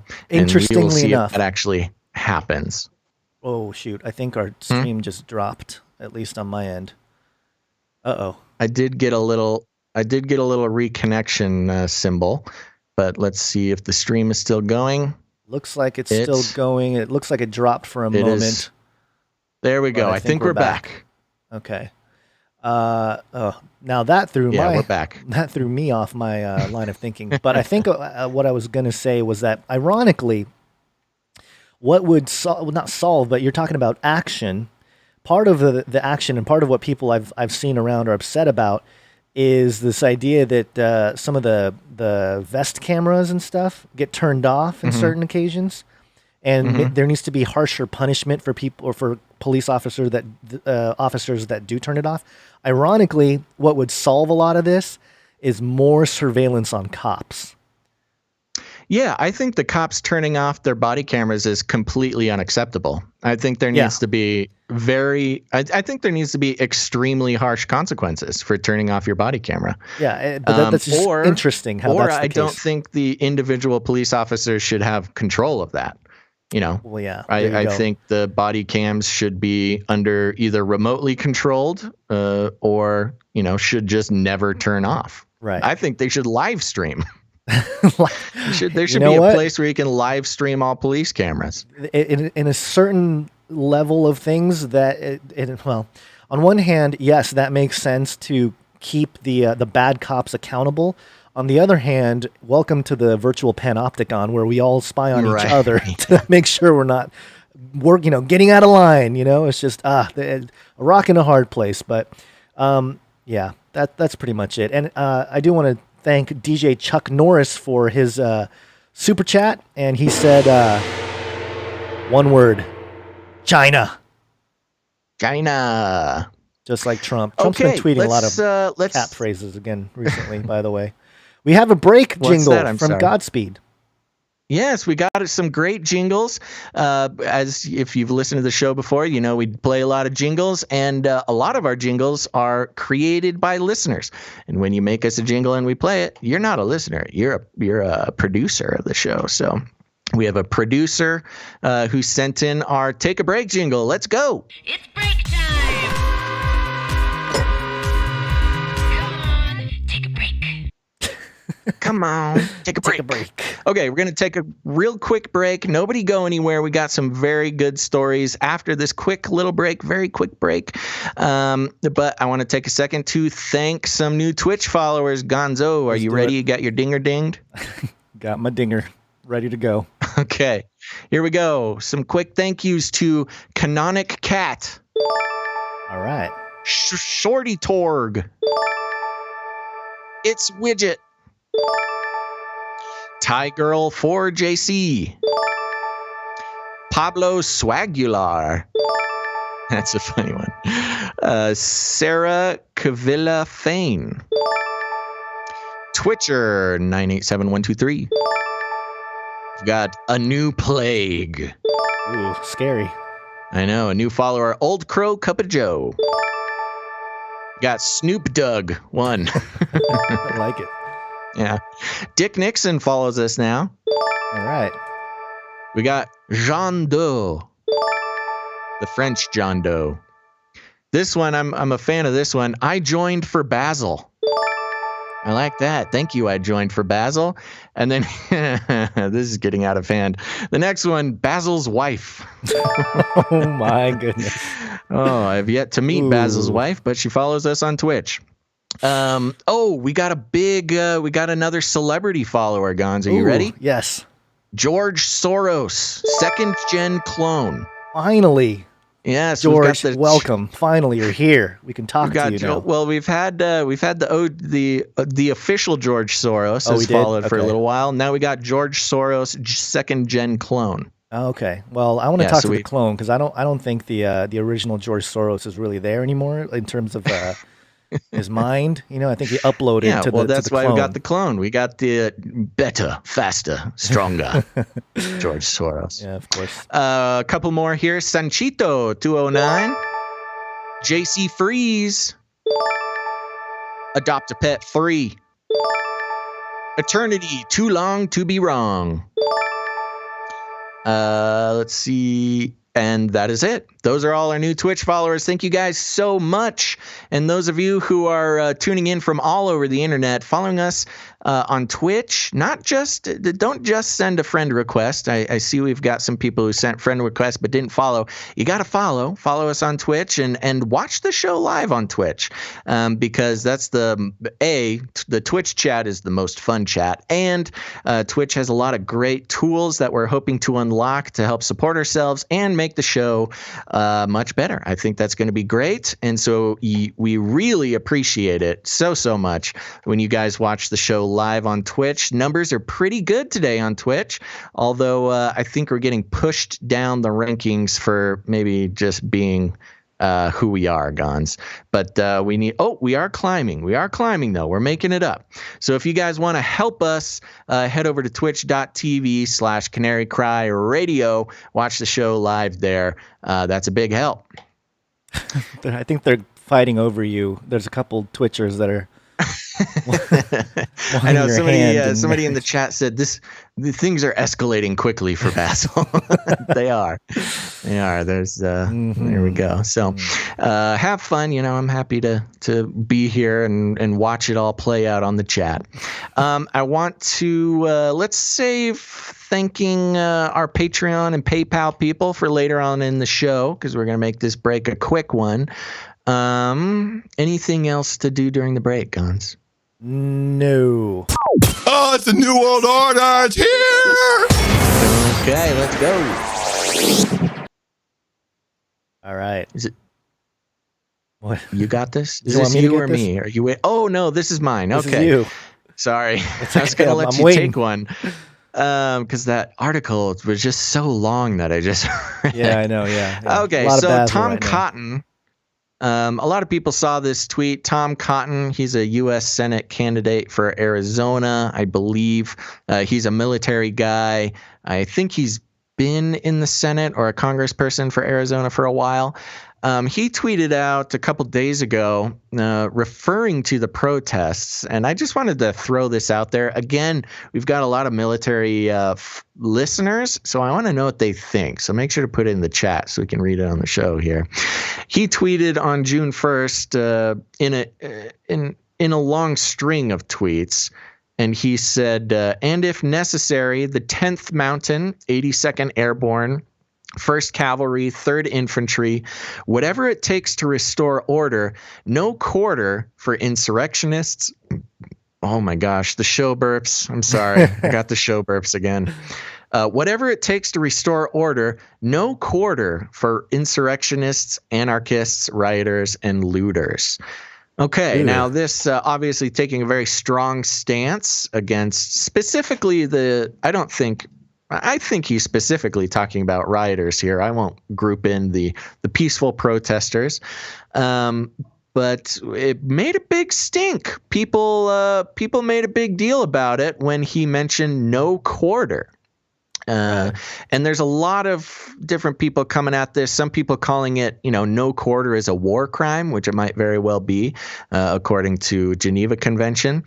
But he's been fighting back on his Twitter, saying that no quarter is not a war crime. It's not a big deal. It just means, be harsh with people. And I don't disagree that maybe that's what he meant by it. He cited collinsdictionary.com for the definition of no quarter, meaning if you say that someone was given no quarter, you mean that they were not treated kindly by someone who had power or control over them. So there you go. He's just saying don't be kind to looters and rioters. But if you look up no quarter, I'm just looking from the Wikipedia because it was the first thing that came up. The Wikipedia for no quarter says the phrase no quarter was generally used during military conflict to imply combatants would not be taken prisoner, which made sense. No quarter. You don't give them quarter. You don't take them prisoner and take care of them. But then it says the phrase no quarter was generally used during military conflict to imply combatants would not be taken prisoner but killed. So according to this definition, specifically means to not take prisoners but to kill everybody. Is this where we get the phrase take no prisoners? I don't know if this is where it comes from, but it sounds like the military term for take no prisoners. Right. And which would mean when you don't take prisoners, you don't just let them go. Right. Oh, we're not taking prisoners right now. Sorry, buddy. Go on your merry way. Yeah, no, it was used in the context of when I was a competitive athlete. They would always tell me, take no prisoners, and it was right. a way to say destroy the opponent. There's a collinsdictionary.com definition as well. It says if you say that someone was given no quarter, you mean that they were not treated kindly by someone who had power or control over them. A little less brutal here, but I don't know. Yeah, it's more of a either phrase way, definition. it's he feels very strongly about not treating the rioters nicely. But I didn't have time. Actually, I popped this into our notes just like 5 minutes before the show. What I wanted to do was look up the actual definition of no quarter as it is referred to in the Geneva Convention, because that's what people are mentioning. I don't know. Maybe we can activate the chat here to do some research for us. So I don't know. Maybe somebody find a link to some Geneva documents, see what a no quarter is referred to there, and pop it in the chat. Well, I don't know if this will work, but if somebody can do that, we'll figure it out. But yeah, so of course he's running for Senate, and he's a military man, so he needs to be strong, on law and order and that type of thing. But it was specifically that term "no quarter" that people were like, "Whoa, bro, that's too much. You're going too far." And of course, I think that would be a little too far if he really was going by the most intense definition. Are Right. you doing some? I found a reference. One of the first reference at the bottom of the wiki page says, "What does it mean to take no prisoners?" It's a Wise Geek article, and yeah. So there you go. I think it does come. That phrase does come from this whole thing. Although the phrase "take no prisoners" sounds merciful on its surface, it usually refers to taking an overly aggressive stance in a particular situation. It usually implies that someone lacks mercy, but its broad range of application does not always translate to being merciless.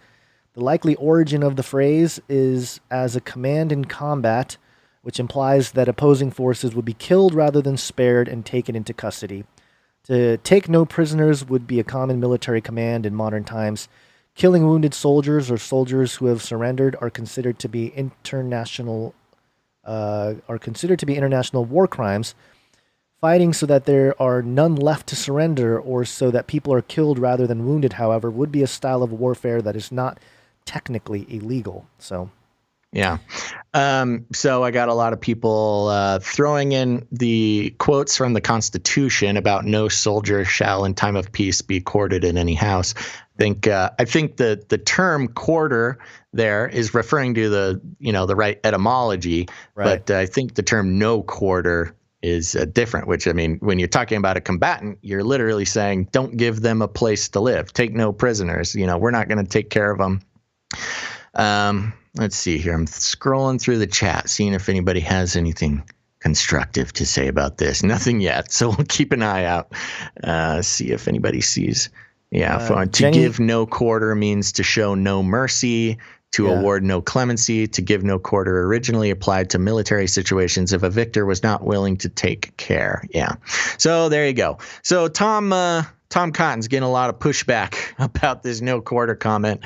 And I got to say, too, look, I see some people in the chat also saying, no mercy to the looters. They are human beings, and they're not doing good stuff. They certainly need to go to jail if they're breaking the law. But excessive violence against individuals is kind of what this whole thing is about. So showing excessive violence towards these rioters, I think, is just going to make it go longer. I think it's just going to give the rioters more ammunition to keep doing what they're doing, and I don't think that's a very good idea. But anyways, I'm tired of talking about these riots today, Guns. Well, Jenny B was saying that Tom Cotton called out the CCP, so maybe there's he's not necessarily talking about the American citizens, but those who are maybe behind the cloak from the CCP that are, instigating some of this. There's no direct evidence, I would say. At least I haven't seen anything. But given the fact that a lot of the, the socialist, communist types of groups here are very much in bed with the Chinese, and earlier today, showing that clip of the CCP in cahoots with the whole BLM movement, maybe that's what he was talking about. That he's going to take some strong actions against China. Okay. I'm just saying, man, there could be, the reason why he's so harsh on the whole idea is maybe because he knows something we don't, in a sense, of who the quote-unquote true instigators are. It's not just the... Oh, I don't doubt, that, we're not the absolute holders of truth as far as this goes. So we'll see how it goes. All right, what do you got next? Well, I don't have a jingle for this, but... sports fan would know the reference to LeBron James, and so here we got a story about basketball, LeBron James. Man. I know. TMZ Sports, my favorite place to get news about athletes. They'll do anything for clout. Cardi and Offset tried to tell y'all. That's LeBron James taking aim at two women who used the chaos in LA as photo opportunities. And the king is big mad over it. Big mad, bro. Mad. Here's the deal. I like how this is written. It's like someone yelling at you. Here's the deal. Rioters and looters wreaked havoc on stores and shops in Santa Monica all day and night Sunday. And on Monday, two women showed up to take pics with the rubble. While citizens aided in the rebuilding effort, one woman faked the use of a power tool on a storefront plywood and then bolted off.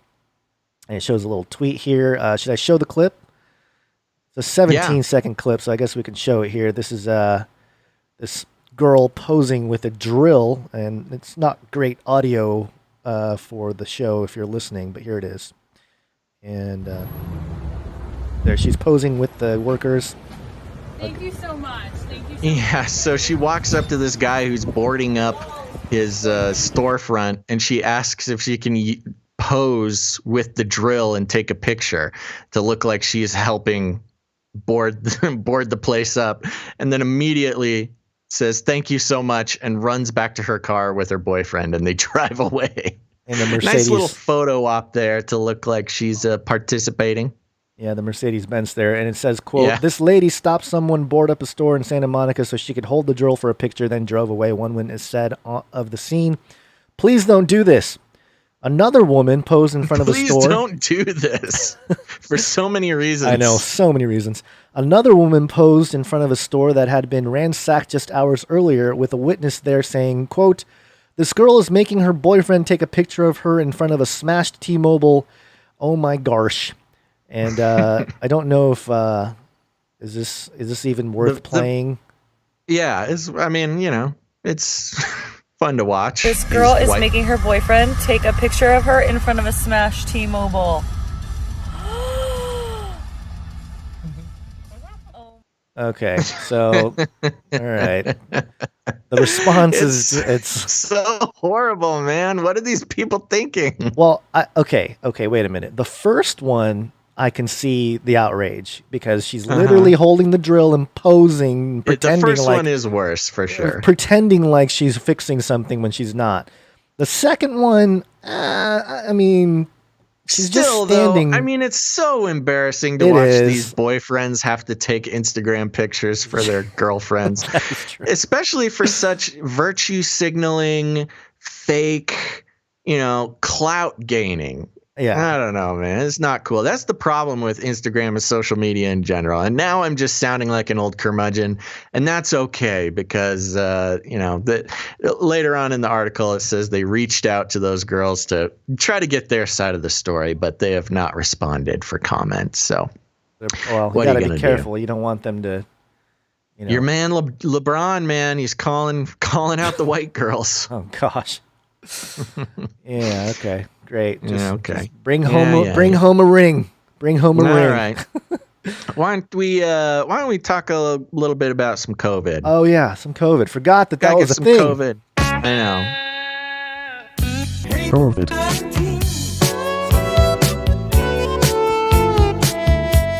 This is zerohedge.com. Oh, go ahead. What was it? Let me just give a quick shout out to a 6-string commando. Very faithful Twitch viewer. Good to see you in the chat there, 6-string commando. I want to point out a chat he said earlier. He says, "When I'm engaged in this chat and listening to Basil and Gons, I forget that this world is in utter chaos right now." So that's very nice. I'm glad that we're able to do that. That's why we're here. Thank you for that. Zerohedge.com. Enraged Italians abandon mask, denounce pandemic as scam. Ooh. Told you, scamdemic, man. I've been saying it. Those Italians taking a hard stance. They want their what happened to my article? Go back. I don't know. I don't know, man. Here we go. Okay. It says, hundreds of Italian demonstrators gathered in Rome's Piazza del Popolo on Tuesday, ditching their masks in a protest against the Italian government's lockdown restrictions aimed at controlling the spread of the Ronas. The group, which calls themselves the Orange Vests, is led by retired, Carabinieri General Antonio Papalardo, who doesn't believe children should be made to wear masks according to time. Refusing to wear a mask himself, Papalardo said, quote, "These lungs of mine, I take care of my lungs. Breathing is sacred." I like the Italians. And then it's got a little quote. "The people packing the square didn't adhere to social distancing guidelines set by the government." Papalardo portrayed such containment measures as an infringement of freedom. Other speakers at the protest asserted that the pandemic never existed and alleged that politicians had played it up to enhance their own powers.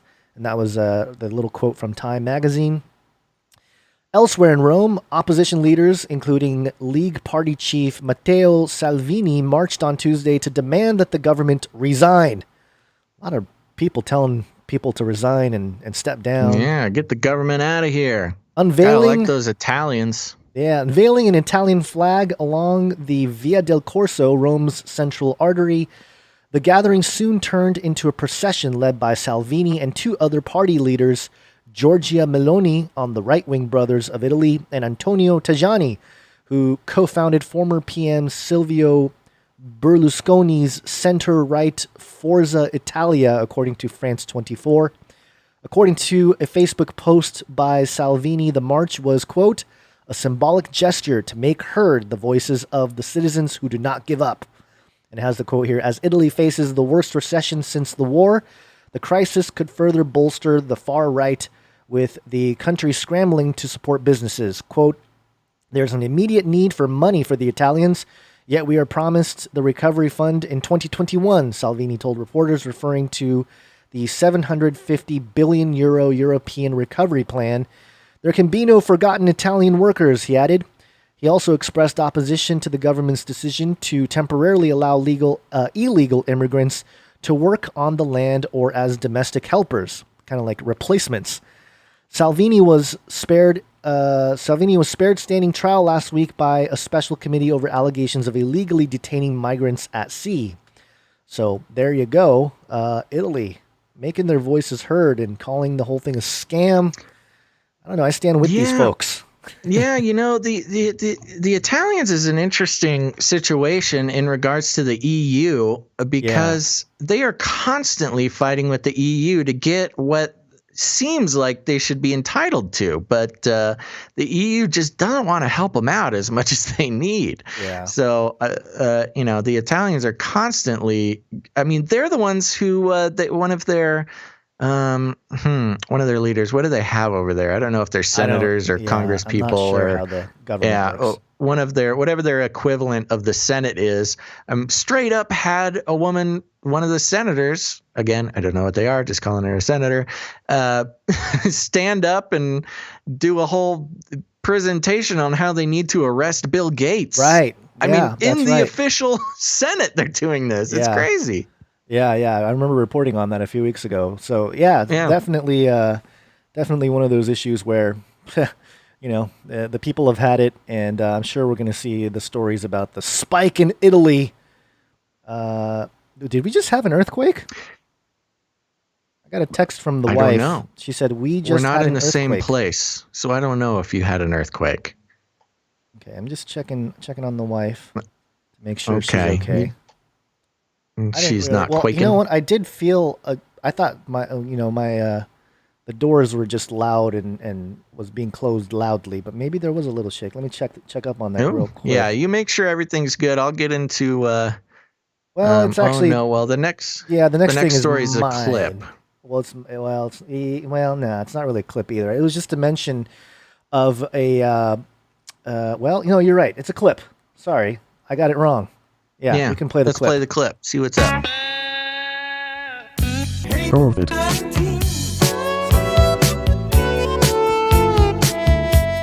This is a YahooNews.com. Your favorite new outlet, Basil. Your favorite balanced outlet. Gotta love those Yahoo peeps. Balanced. I'm using air quotes. Balanced. Okay, here we go. With our country still in the grips of the coronavirus emergency. In the past 24 hours, there have been more than 19,000 new cases reported here in the United States and 600 new deaths. Stephanie Ramos has the latest.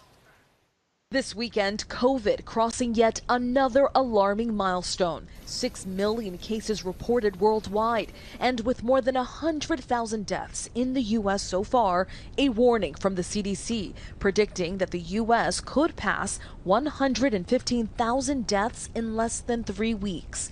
An urgent alert as demonstrations nationwide are organized to end police brutality in the aftermath of George Floyd's death.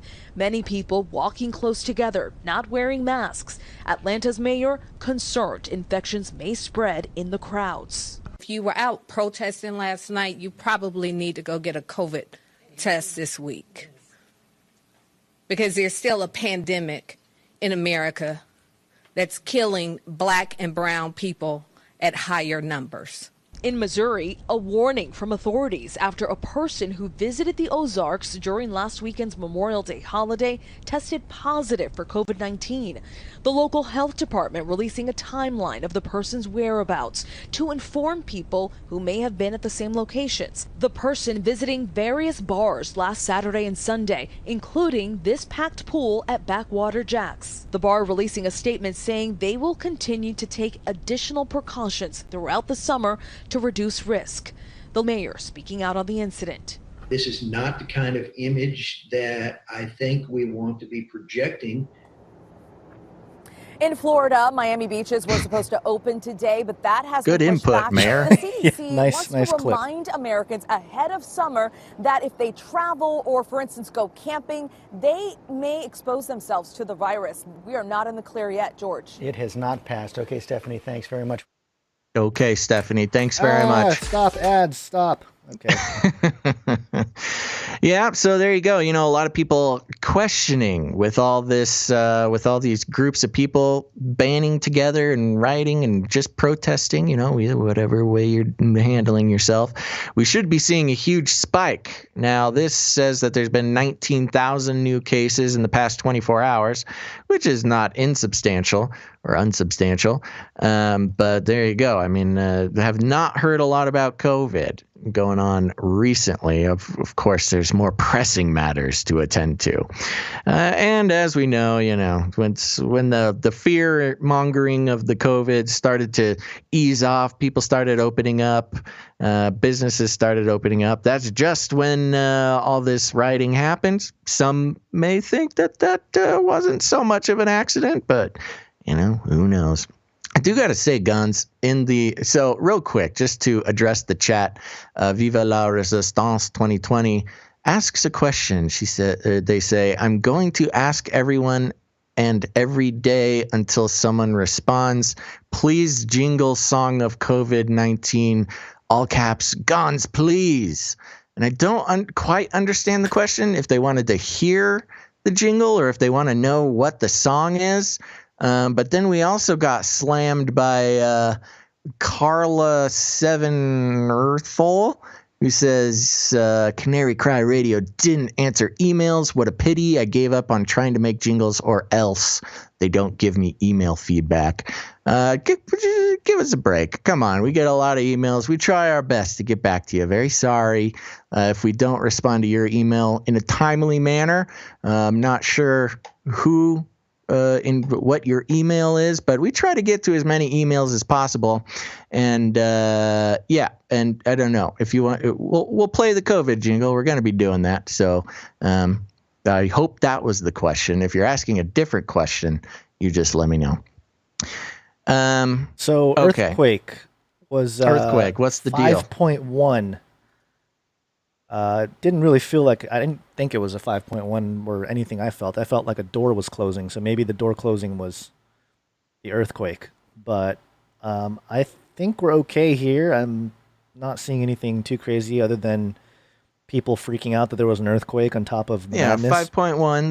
That's not nothing. No, that's definitely wife telling me that she said it was a jerky one and that she felt it pretty strongly where she's at right now. So hopefully everyone's safe out there. What is the song? There, Viva la Resistance is asking what the song is. We don't know because that was a jingle that somebody sent in. So it could be something that we didn't make that one, so we don't know what it is. So okay. Yeah. Well, you want to do another story here? Yeah, you know what's interesting though? You had a story down here about Yellowstone. But we'll get to later about earthquakes. So yeah, let's just do it right now. Do it real quick. Okay, so no jingle, just earthquakes. Breaking earthquake news. Yeah, since there was an earthquake. The mindunleashed.com. I'm sure there's some other outlets about this, but this says swarm of earthquakes in Yellowstone renews fears of supervolcano eruption. This is on June 2nd, so yesterday. The article reads, the U.S. Geological Survey says it's monitoring the area near Yellowstone National Park, where a swarm of earthquakes has caused renewed concern over the area's underground supervolcano. Although statistically unlikely, No kidding. A supervolcano eruption would release the equivalent of 1,000 Hiroshima atomic bombs. Oh my gosh. And wreak unprecedented destruction. The area, West Yellowstone and Montana, reported around 11 earthquakes on Friday and a total of 34 in the last month. Though considered low-magnitude quakes, the tremors extended 3 miles underground. According to Yellowstone National Park's website, quote, Yellowstone is one of the most seismically active areas in the United States. Approximately 700 to 3,000 earthquakes occur each year in the Yellowstone area. Most are not felt. They result from the extensive network of faults associated with the volcano and surrounding tectonic features. Situated on the northwest Wyoming, Yellowstone National Park brings in millions of annual tourists who marvel at the geysers, steam vents, and bubbling eddies of geothermally heated water. Park officials say that the earthquakes there are caused by volcanic fluids entering shallow rock fractures. Yellowstone sits atop one of the only 2 supervolcanoes in the U.S. contained within 3 overlapping calderas that represent past eruptions from hundreds of thousands and even millions of years ago. Scientists say the Yellowstone volcano is roughly 34 by 45 miles wide and only 3 miles below the surface. Its last eruption was 640,000 years ago, when it is estimated to have dumped over 2,000 times the amount of ash as Mount St. Helens eruption. Swarms of earthquakes are not unusual in the area. In 2018, the park recorded a swarm of 153 quakes. The U.S. Geological Survey says the odds are only 1 in 730,000 that the Yellowstone supervolcano will erupt this year. However, the supervolcano eruption threat has become a predictable meme in recent years, usually resurfacing during earthquake swarms. The reason is that if a supervolcano did go off, it would definitely be a game changer. Wow, you think? Yeah, a BBC feature on supervolcanoes described the aftermath. Quote, the sky will darken, black rain will fall, and the earth will be plunged into the equivalent of nuclear winter. Yes, very good. Volcanists insist there is no imminent threat of a supervolcano eruption at the moment, but larger earthquakes and hydrothermal blasts could present a real danger to tourists. And then they kind of repeat themselves a few more times to end the article. So there you go. Lots of earthquakes happening all around the place. Actually, paired with the big earthquake that happened in, where was it, Nevada, a month ago or so. There's a lot of earthquake stuff going on. You know, it's interesting because on Twitter, hashtag earthquake is trending, but the article that's attached to it is from yesterday evening, a 3.9 near Barstow, but that's not it's like too late. That's old news now. We're talking about the earthquake that just happened. Come on, Twitter. Get on it. I thought I'm here for the immediate stuff. Guns, you know what's fun? You might, since it happened live on the air, you might literally have been the very first person to report on that earthquake. Yes, I finally broke some fresh news. You broke the story. Yeah. Except for you had to get the size of it from somebody else. So right, whatever. And I didn't really feel it. I would have told you if I really felt it, but I don't think anything's out of place here. Or nothing shook to the point where it was unusual shaking where I'm at right now. All right, so there you go. Little update on some earthquakes. Hold on. The mayor said something. Let me see if this is worth showing. I'll just at least play the audio here of the mayor. Somebody said this sums it up. Let me see. Let's hear it. I was just informed, too, that we just had a large earthquake, as if things couldn't get worse. The mayor of LA is doing a press conference.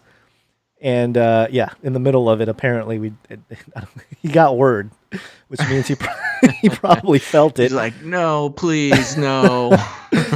The apocalypse happening right before our eyes, live on air. Fantastic.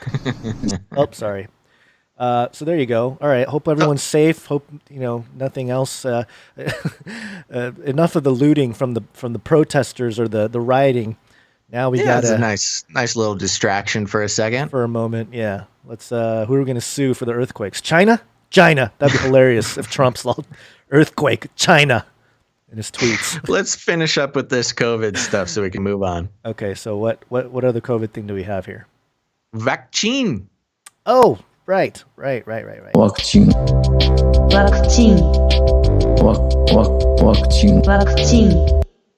So, one of the things, our feed, if you're a old timer, if you're an OG in the truther space, you would know about Revelations Radio News and Revelations Radio Network. Our episodes still gets published on the RRN podcast feed if you're listening through that. But Revelations Radio News published their 207th episode just recently. That's Tim Kilkenny and Andrew Hoffman. And if you want to know from a Christian perspective, a really, really well-written short book on eugenics and having a biblical view of things, the book, The New World Order and the Eugenics Wars, A Christian Perspective, is a must-have book in your library. This was published back in 2009, which goes to show that he was on top of it way back when. And, it's really funny because if you look at the cover of the book, and I was looking for the book myself, I can't find my copy of it. But on the cover, you have the earth and you have all these people. It's a really provocative piece of art where you have all these world leaders with red eyes, and you got your George Bush Sr. and Clinton, and George Soros is on there. And, it's a classic cover. Yeah, and it's got Bill Gates on there too. So just for people that think that you just found out about the Bill Gates thing, we've been on it for a while here, and somebody like Andrew Hoffman has been on top of it. And but anyway, he brought up an interesting idea or interesting theory about the vaccine and the masks, and I thought I'd relay that. I don't have the clip. I'm not going to look for the clip and play it, but real quick, just because every show is somebody's first show. Sure. Vaccine is the Japanese pronunciation of the word vaccine. Yeah, there you go. We're trying to avoid the algos catching us. Yeah. They're probably thinking that we're talking about something else. But yeah. So in the episode, which we're catching up to them, Basil, they're on 207. We're on 204. So we're right on their heels. Coming for you. And they had like a 5-year head start or something. So we're coming for you, Tim and Andrew. But he had this theory that they're going to make this mandatory vaccine thing out there, but it's going to be kind of an ultimatum where if you got a vaccine, then you don't have to wear a mask around town. But if you, what did I say? If you don't get a vaccine, then, if you do get a vaccine, you don't have to wear the mask. If you don't get the vaccine, then you're required, based on your digital imprint, that you wear a mask around town. So, that's a pretty good theory. If the mask thing isn't going to go away, even though so many people are realizing that it doesn't do anything. Right. But I can see that as a potential thing where people, it's almost like a signaling thing, like, oh, you're not wearing a mask. Stay away from me, man. You don't have your vax, or you don't have your vaccine. Right. So good theory, good show. Check him out. We'll leave links in the description. And my goodness, I didn't realize how late it was. What time is it? Oh my gosh. Yeah. How long have we been doing this? Oh, we're over 2 hours here. Well, that's okay. We're on the last string of articles here. We'll just have to fly through them a little bit. But a lot of it is pretty quick. So do you want to do a real quick break time and thank some people real quick? Yeah. Quick break. Hit the jingle.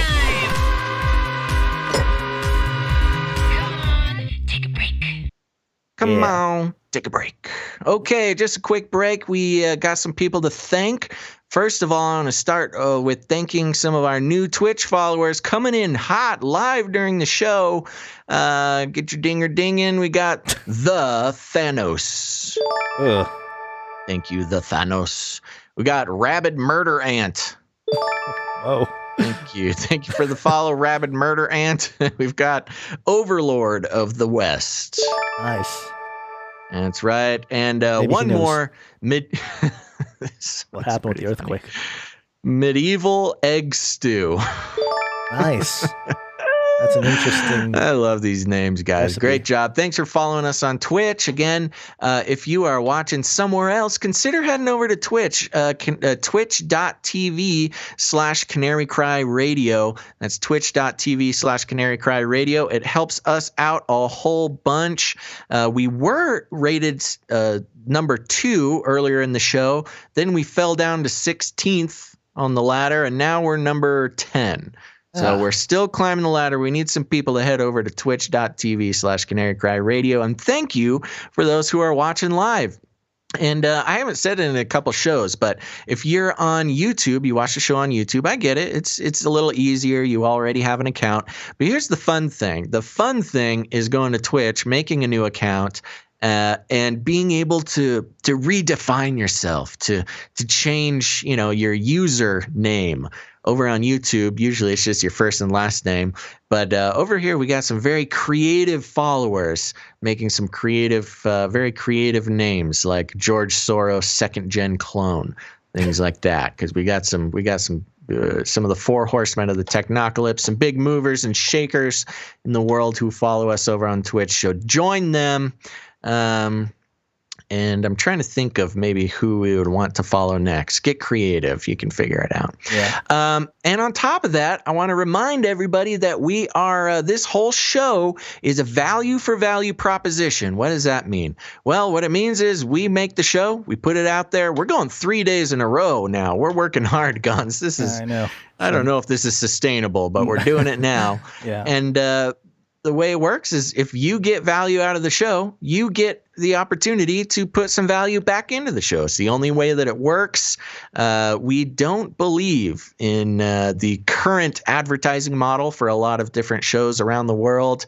I think that it's that's the problem with the internet. That's why, the more clicks, the more eyeballs. Say whatever you want, do whatever you want, as long as you got people looking at the page, because then you can get advertisers to pay big money for it. So we're not into that. We don't believe in gaining your trust and your attention and then turning around and selling it to big corporations for our own personal gain. Instead, we just put out our product and ask that if people get value, they put value back in. And if you don't get value, okay, I get it. Hurts my feelings, but that's okay. But there's a lot of ways to do that, not just financial. As you've heard on this show a few times, a lot of listeners send in jingles, create jingles for the show. It's nice now. The past few jingles that come in, we didn't even have to specifically ask for a jingle, and they are listeners of the show. They know where a jingle needs to go. They know what they need. They know what we need, and they deliver. Like our Take a Break jingle is one of my new favorites. And so if you are a talented and you just want to screw around with some audio software, make a jingle for something we cover on the show, you can send that to canarycryradio@gmail.com. That's very helpful. And you'll hear it on the show, and we'll give you a big thank you. So thank you very much. A lot of creative people. Speaking of which, also, if we have any artists, people, if you're drawing during the show, who is it? Jay Vela, a listener, and someone who pops in on the chat, made us some awesome artwork that I posted on Facebook today. I don't know. I believe they drew it during the show and sent it over, and it's very cool. Posted it on Facebook. We can use it in newsletters and things like that. So if you're a creative person or an artist out there, send us what you got. Your Canary Cry inspired art. And on top of that, we got musicians who full on make full songs related to the show, which we are very excited about. We got a new one. Of course, there's the fan favorite Rattle the Cage song that we will be playing at the end of the show, so stick around. You don't want to miss it. But we got another one, a People Zoo song. Gons, who was it? Who sent that in? Oh, You're putting me on the spot with the name. That's okay. I thought you might have had it in front of you. Look it up on the email and chime in when you got it. But we want to thank this person. And we'll be playing that song at the end of the show. We're getting a nice little playlist to play at the end of the show. So it's a good reason to stick around, at least keep the audio going, because there's some really fun and funny stuff that we'll be playing at the end of the show. It was Martin. Martin was the one that sent in the song. So again, we'll play it at the very end of the show. You guys will hear it. Very good, Martin. Really, thank you, buddy. Well done, Martin. Yeah, love it. In other ways, you got something else you want to say? I was just going to say that there's one new Canary Cry Radio Patreon supporter. So I just wanted to give a shout out to Santa. Santa. And that brings us to the next way you can add value to the show, and that's financially. We've got producers all over the world. First, your listeners, and then when you support the show, you become a producer. That's just how showbiz works, guys. You support a show, you are a producer. And we've got some new producers over on patreon.com/CCNT. We actually had some people in the chat asking how to donate, and here's how you do it. Go to patreon.com/CCNT for Canary Cry News Talk. There's all sorts of fun rewards, bonus episodes, cool stuff. And that's a great way to support the show on a recurring monthly donation. And let's see, who do we got? We got a couple to talk about today. Well, I think we have one over on the Canary Cry News Talk, actually an upgrade from They Dwell Beneath the Temples. So thank you very much. They Dwell Beneath the Temples. I can't remember if we gave Shane H a shout out yesterday, but he also came in yesterday. And Mary J came in yesterday. Thank you, Mary J. We may have gave you shout outs yesterday. This doing a show every day thing is starting to confuse me. But if you want to support the show, head over to patreon.com/CCNT. Now, a lot of people don't like Patreon, and I get it. They ran into some snags a little while back. They're going to be starting to charge sales tax and stuff like that. So if you don't want to use Patreon, you can head over to Canary Cry Radio at gmail.com. What? Nope, that's wrong. That's our email address. You can head to canarycryradio.com/support. canarycryradio.com/support. That's right. Over at canarycryradio.com/support. There's all sorts of fun ways to support the show. PayPal, recurring donations, one-time donations if commitment's not your thing, as well as cryptocurrency. So there's a lot of ways to support the show, and we'll give some shout-outs when you do. So it's a fun way to do it, and you get to feel some ownership. We do consider that when you support the show, you're taking ownership of the media that you consume, and that's a very cool model. Much better than us collecting as many eyeballs as possible and then selling it to corporations is not very cool. You know, we've had people in the past say, "Oh my gosh, I would much rather he just play advertisements than talk about donations." And you know what? That's what's wrong with the world. So we've got a great group of people who you're all in the Canary Cry tribe, y'all. Let's keep it going. Someone said that the one-time gift is the link in the canarycryradio.com/support is broken, and I just clicked on it, and it doesn't look like it's working, so I might have to take a look at that later. So thank you for letting us know, because otherwise we won't know about some of that stuff. Okay, thank you for letting us know. We will fix that link for the one-time donations. Yeah, we got to get through these stories quickly, Basil, because I gotta run in a little bit here. We got to run. Okay, so let's do it. Epstein didn't kill himself. Okay, where is it? Here it is. Lawandcrime.com. Judge rules against releasing Jeffrey Epstein documents based on legal technicality. Oh, no. A judge in Florida on Wednesday determined that long sought-after tranche of documents related to deceased pedophile, quote-unquote, Jeffrey Epstein will remain under lock and key due to a procedural issue. Florida's 15th Judicial Circuit Chief Judge, Krista Marks, I don't like that name, but the names always come up, whatever, unfortunate name there, ruled against the Palm Beach Post in their bid to obtain the Epstein files from Palm Beach County State Attorney Dave Ehrenberg. According to the Miami Herald's investigative reporter Julie K. Brown, during a hearing, the judge was, quote, openly expressing contempt at the paper for suing Ehrenberg and the Palm Beach County Clerk and Comptroller Sharon R. Bach. Brown noted that Marks, quote, insisted that only the court, not Ehrenberg or Bach, can release the Epstein grand jury records.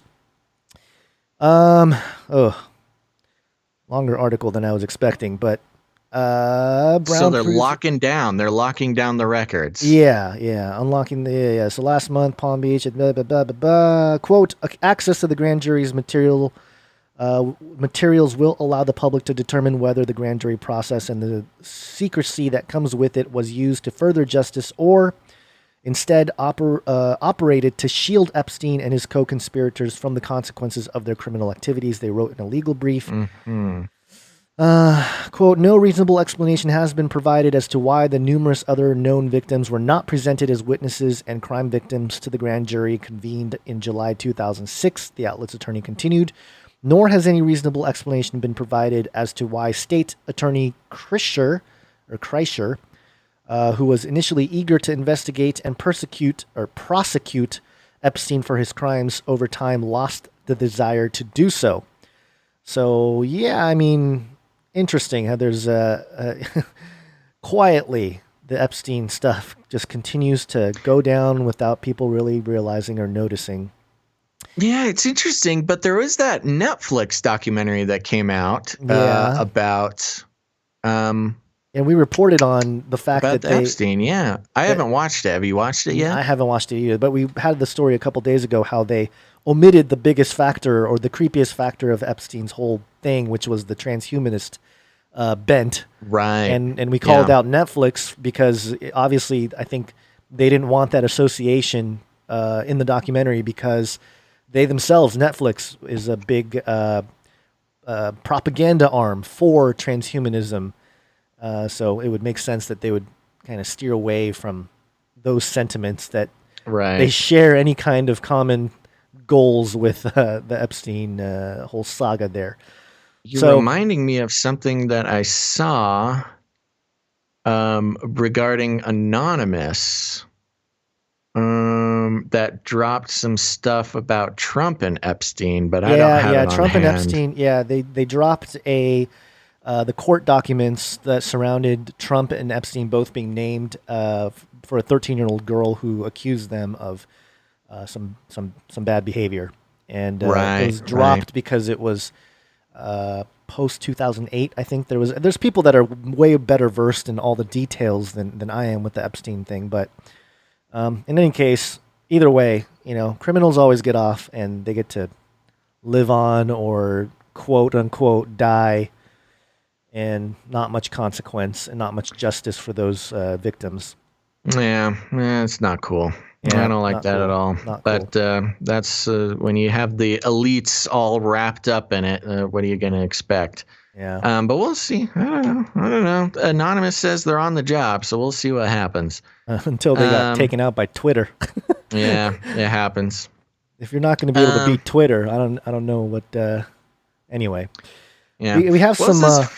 Go ahead. What do you got? I got some money updates. I was going to ask you about this money update. Yeah, we got some money updates. I'm going to skip one, though. Yeah, okay.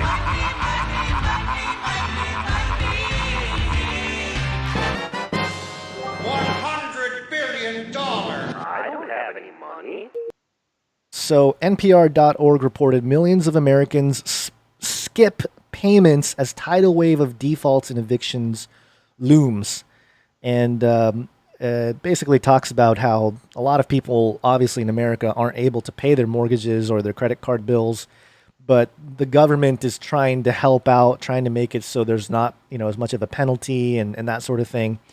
And it's interesting. All the printing of the money that they're doing is sort of holding off the really bad economic downturn. And obviously, when you look at the stock market, people are probably wondering, why is the stock market going up when the economy is clearly in bad shape? And that's all that printing, all that money printing that's happening. And, because we've been talking about the riots, there was another story out BET founder Robert Johnson calls for $14 trillion in reparations for slavery. I'll just read the key points here without getting into the article. Quote, now is the time to go big to keep America from diving into two separate and unequal societies. Kind of feel like it's too late for that. Robert Johnson said in a CNBC interview Monday, Johnson said reparations would send the signal that white Americans acknowledge damages that are owed for the unequal playing field created by slavery in the decades since.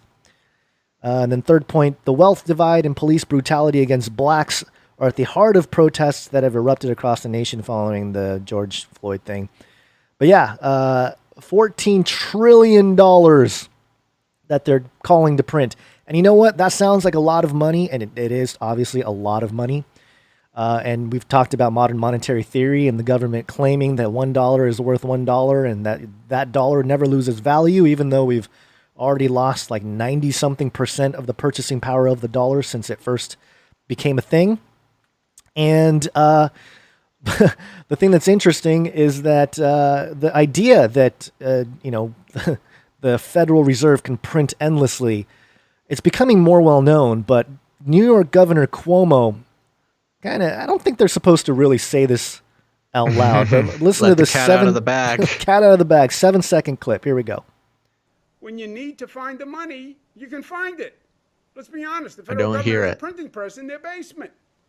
It's only coming out of one ear. I don't know if it's... listeners of the show might be able to hear it. I don't know why it's only coming out of one side, but let me repeat what he says here. When you need to find the money, you can find it. When you need to find the money, you can find it. Let's be honest. The federal government has a printing press in their basement. Oh, did it come back to both sides? There we go, yeah. Interesting. That was weird. Oh, let me play it one more time. Okay. When you need to it got bad again. I don't know what's going on. Is that a connection Dang issue? it. find the money, It's such a good clip. I'm so sad. Let's be honest. The federal government has a printing press in their basement. He says, let's be honest, the federal government has a printing press in their basement. So yeah, in their basement, they have a printing press. Yeah, he's saying the money's there. The government can make the money. They have a printing press in their basement. What's the big deal? Yeah. That's a great question, Cuomo. Yeah. And then one more clip that a protester said on, I think this is Univision, which is a Mexican outlet, but he's speaking in English here. Let's see if this works. What's your message to the... Uh-oh. Did you hear that? What? Can you hear that? I heard it for a second.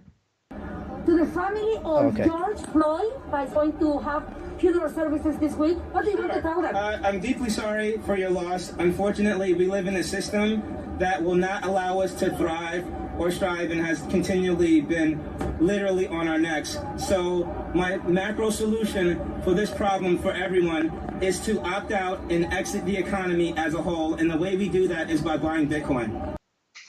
Buying Bitcoin is how you exit out of the economy. Bitcoin go to moon. That's fun. Bitcoin hit 10K again recently. That was very And then fun. it got smashed back down in a Bart Simpson pattern. For those of you who are traders out there, the charts, if you look at it, looks like the head of Bart Simpson. It goes up, kind of rattles up and down a little bit, and then swings back down. It's a manipulation. And you got to think about it. Bitcoin's entire market cap is less than some of the richest people, publicly rich people out there. So, like Bezos, in theory, has almost just as much money as the entire Bitcoin market cap at the moment. And so if it ever goes up, then, less volatility as the entire market cap becomes parity with gold, as some people are expecting. So just something to keep in mind out there. And one more quick thing for Bitcoin. I won't even really get into it, but basically, Canada, cryptocurrency firms now recognized as money services or money service businesses in Canada. So there you go. Canada officially saying that businesses can recognize Bitcoin as money or cryptocurrency as money. So here we go. This is some changes coming along. And one way that, the guy is right in a sense. One way you can vote out of the fiat system and the whole corruption, because a lot of the corruption does stem with the economy, is to move it into Bitcoin or move it into gold and own that gold. for yourself. And that's the thing with Bitcoin. You can own your digital money in your, well, not physically in your hand per se, but you can own it yourself rather than having your bank be your custodians of your dollars, which at any moment they can shut it down, and there you go. Then you'll be stuck without any money or any access to your money. And that's when true chaos would start, Basil, when people can't get money out of their banks. And I wanted that's already to, happened to other countries. Yeah, well, that's a great point. And I want to mention something. I believe it was Margiver. I'm looking for it in the chat. Yeah, I believe it was Margiver. They sent us an article on the Patreon there. They're a Patreon supporter. Thank you very much. And Patreon has a little messaging service within it, so our patrons can message us directly. I'm looking at it now, and it is a page called weforum.org, but there's a title, World Economic Forum. Okay, we should read this. This is from the World Economic Forum, weforum.org, titled, "Now is the Time for a Great Reset." Ooh. COVID-19 lockdowns may be gradually easing, but anxiety about the world's social and economic prospects is only intensifying. There is good reason to worry. A sharp economic downturn has already begun. Just play the money jingle real quick, one of them. I got it. I need it. $100 billion. I don't have any money.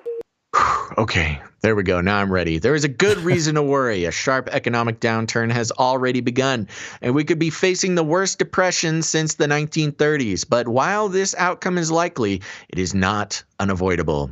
To achieve a better outcome, the world must act jointly and swiftly to revamp all aspects of our societies and economies, from education to social contracts and working conditions. Every country, from the United States to China, must participate, in every industry from oil and gas to tech must be transformed. In short, we need a great reset of capitalism. There are many reasons to pursue a great reset, but the most urgent is COVID-19. Having already led to hundreds of thousands of deaths, the pandemic represents one of the worst public health crises in recent history. And with casualties still mounting in many parts of the world, it is far from over. This will have serious long-term consequences for economic growth, public debt, employment, and human well-being. According to the Financial Times, global government debt has already reached its highest level in peacetime.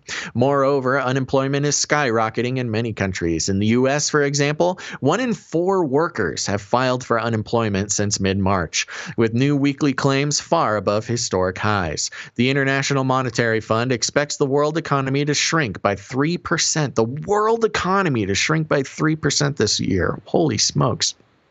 A downgrade of 6.3 percentage points in just 4 months.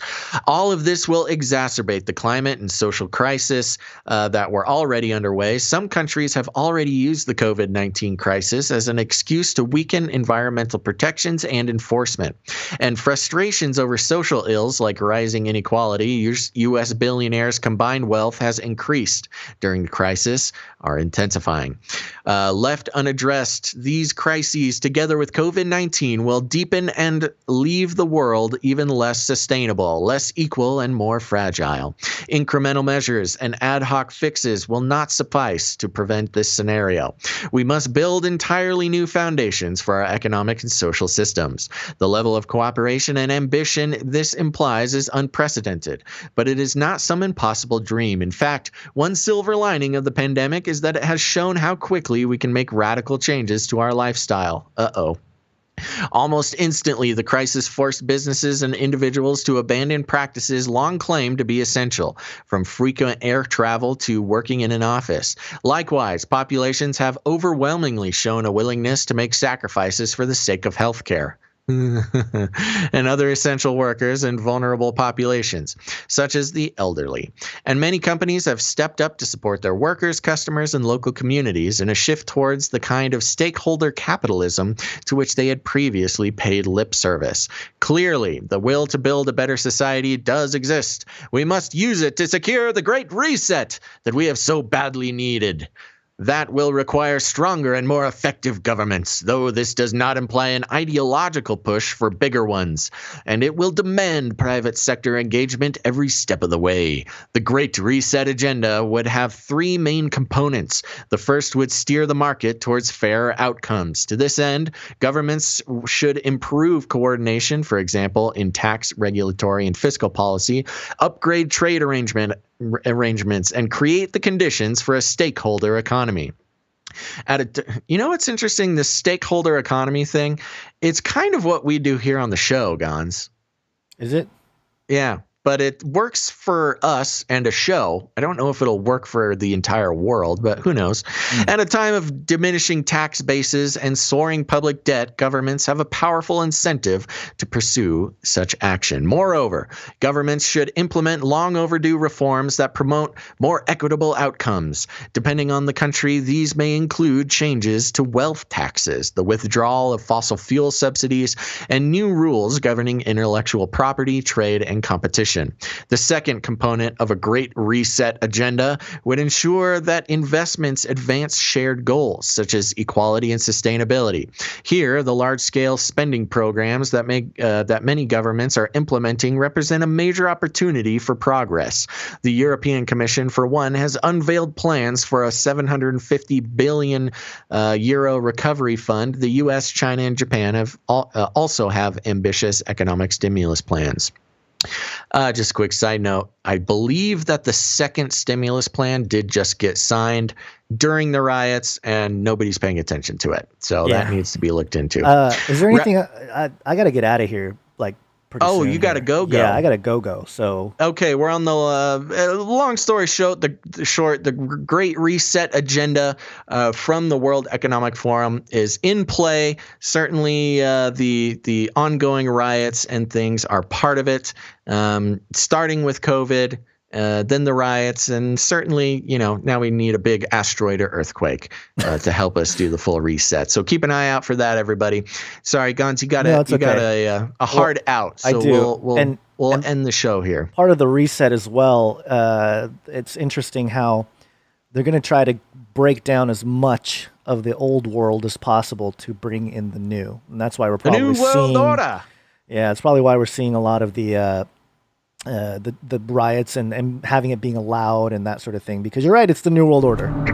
A new world order can emerge. So we're going to zoom through the end of the show stuff here because we got to play the stuff at the end. But to play.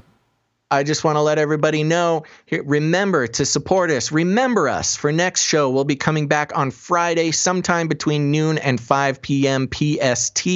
Make sure to tune in and remember to help the show out, because it's only because of your help that our stakeholder economy is able to keep the show going today, folks. So go to patreon.com/CCNT or head over to canarycryradio.com/support.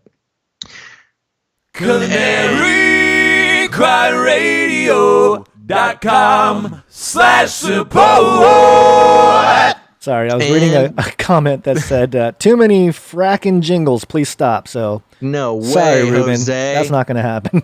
Jingles keep coming. And remember, here's the thing, folks, a lot of ways to help out the show. Financially is one great way, but also remember, you can send us jingles, you can send us art, send that all to canarycryradio@gmail.com. And remember, you can leave ratings and reviews all over the internet, wherever you're watching the show. Remember to subscribe to the podcast feed on any podcast player, Canary Cry Radio and Canary Cry News Talk. And most importantly, you got loved ones. They're still getting their news from the mainstream, still getting it from their Facebook wall. Here's what you got to do. Got to walk up to them, got to grab them by the cage, and then you got to shake it. The end of the world occurred pretty much as we had predicted. I want to shake things up, stir up some controversy, rattle a few cages. Hey, stop that! You'll never silence me. I'm the last angry man, a crusader for the little guy. Leave the bird alone. Never. Rattle a few cages. Rattle a few cages. The human race will have every opportunity to improve. That's right. Ask Noah. Ask Noah. Remember, tell your friends, tell your family. They all need to get on the Canary Cry News Talk train. Go ahead and send them a link, send them a show. They gotta get on. This train is a rolling.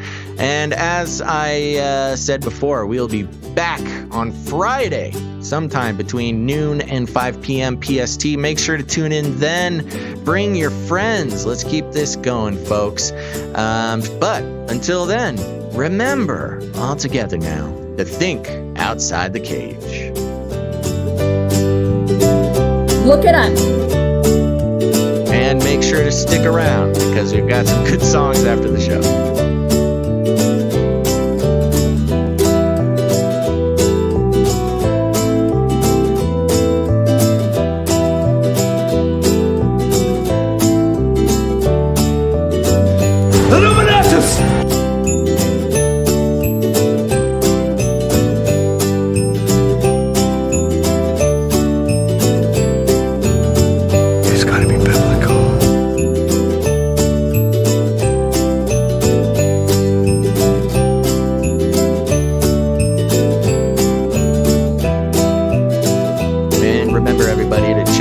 Like This on YouTube channel.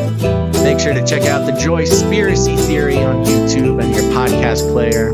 I'll keep you warm and safe in my people's zoo. I want to shake things up, shake things up. I want to shake things up, shake things up. Leave the bird alone. I want to stir up some controversy. I want to rattle a few cages.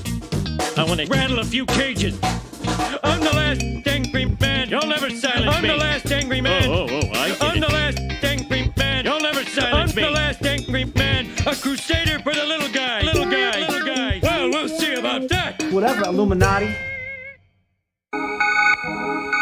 In the future, humans will be confined in a people's zoo. People, I'll keep you safe and warm.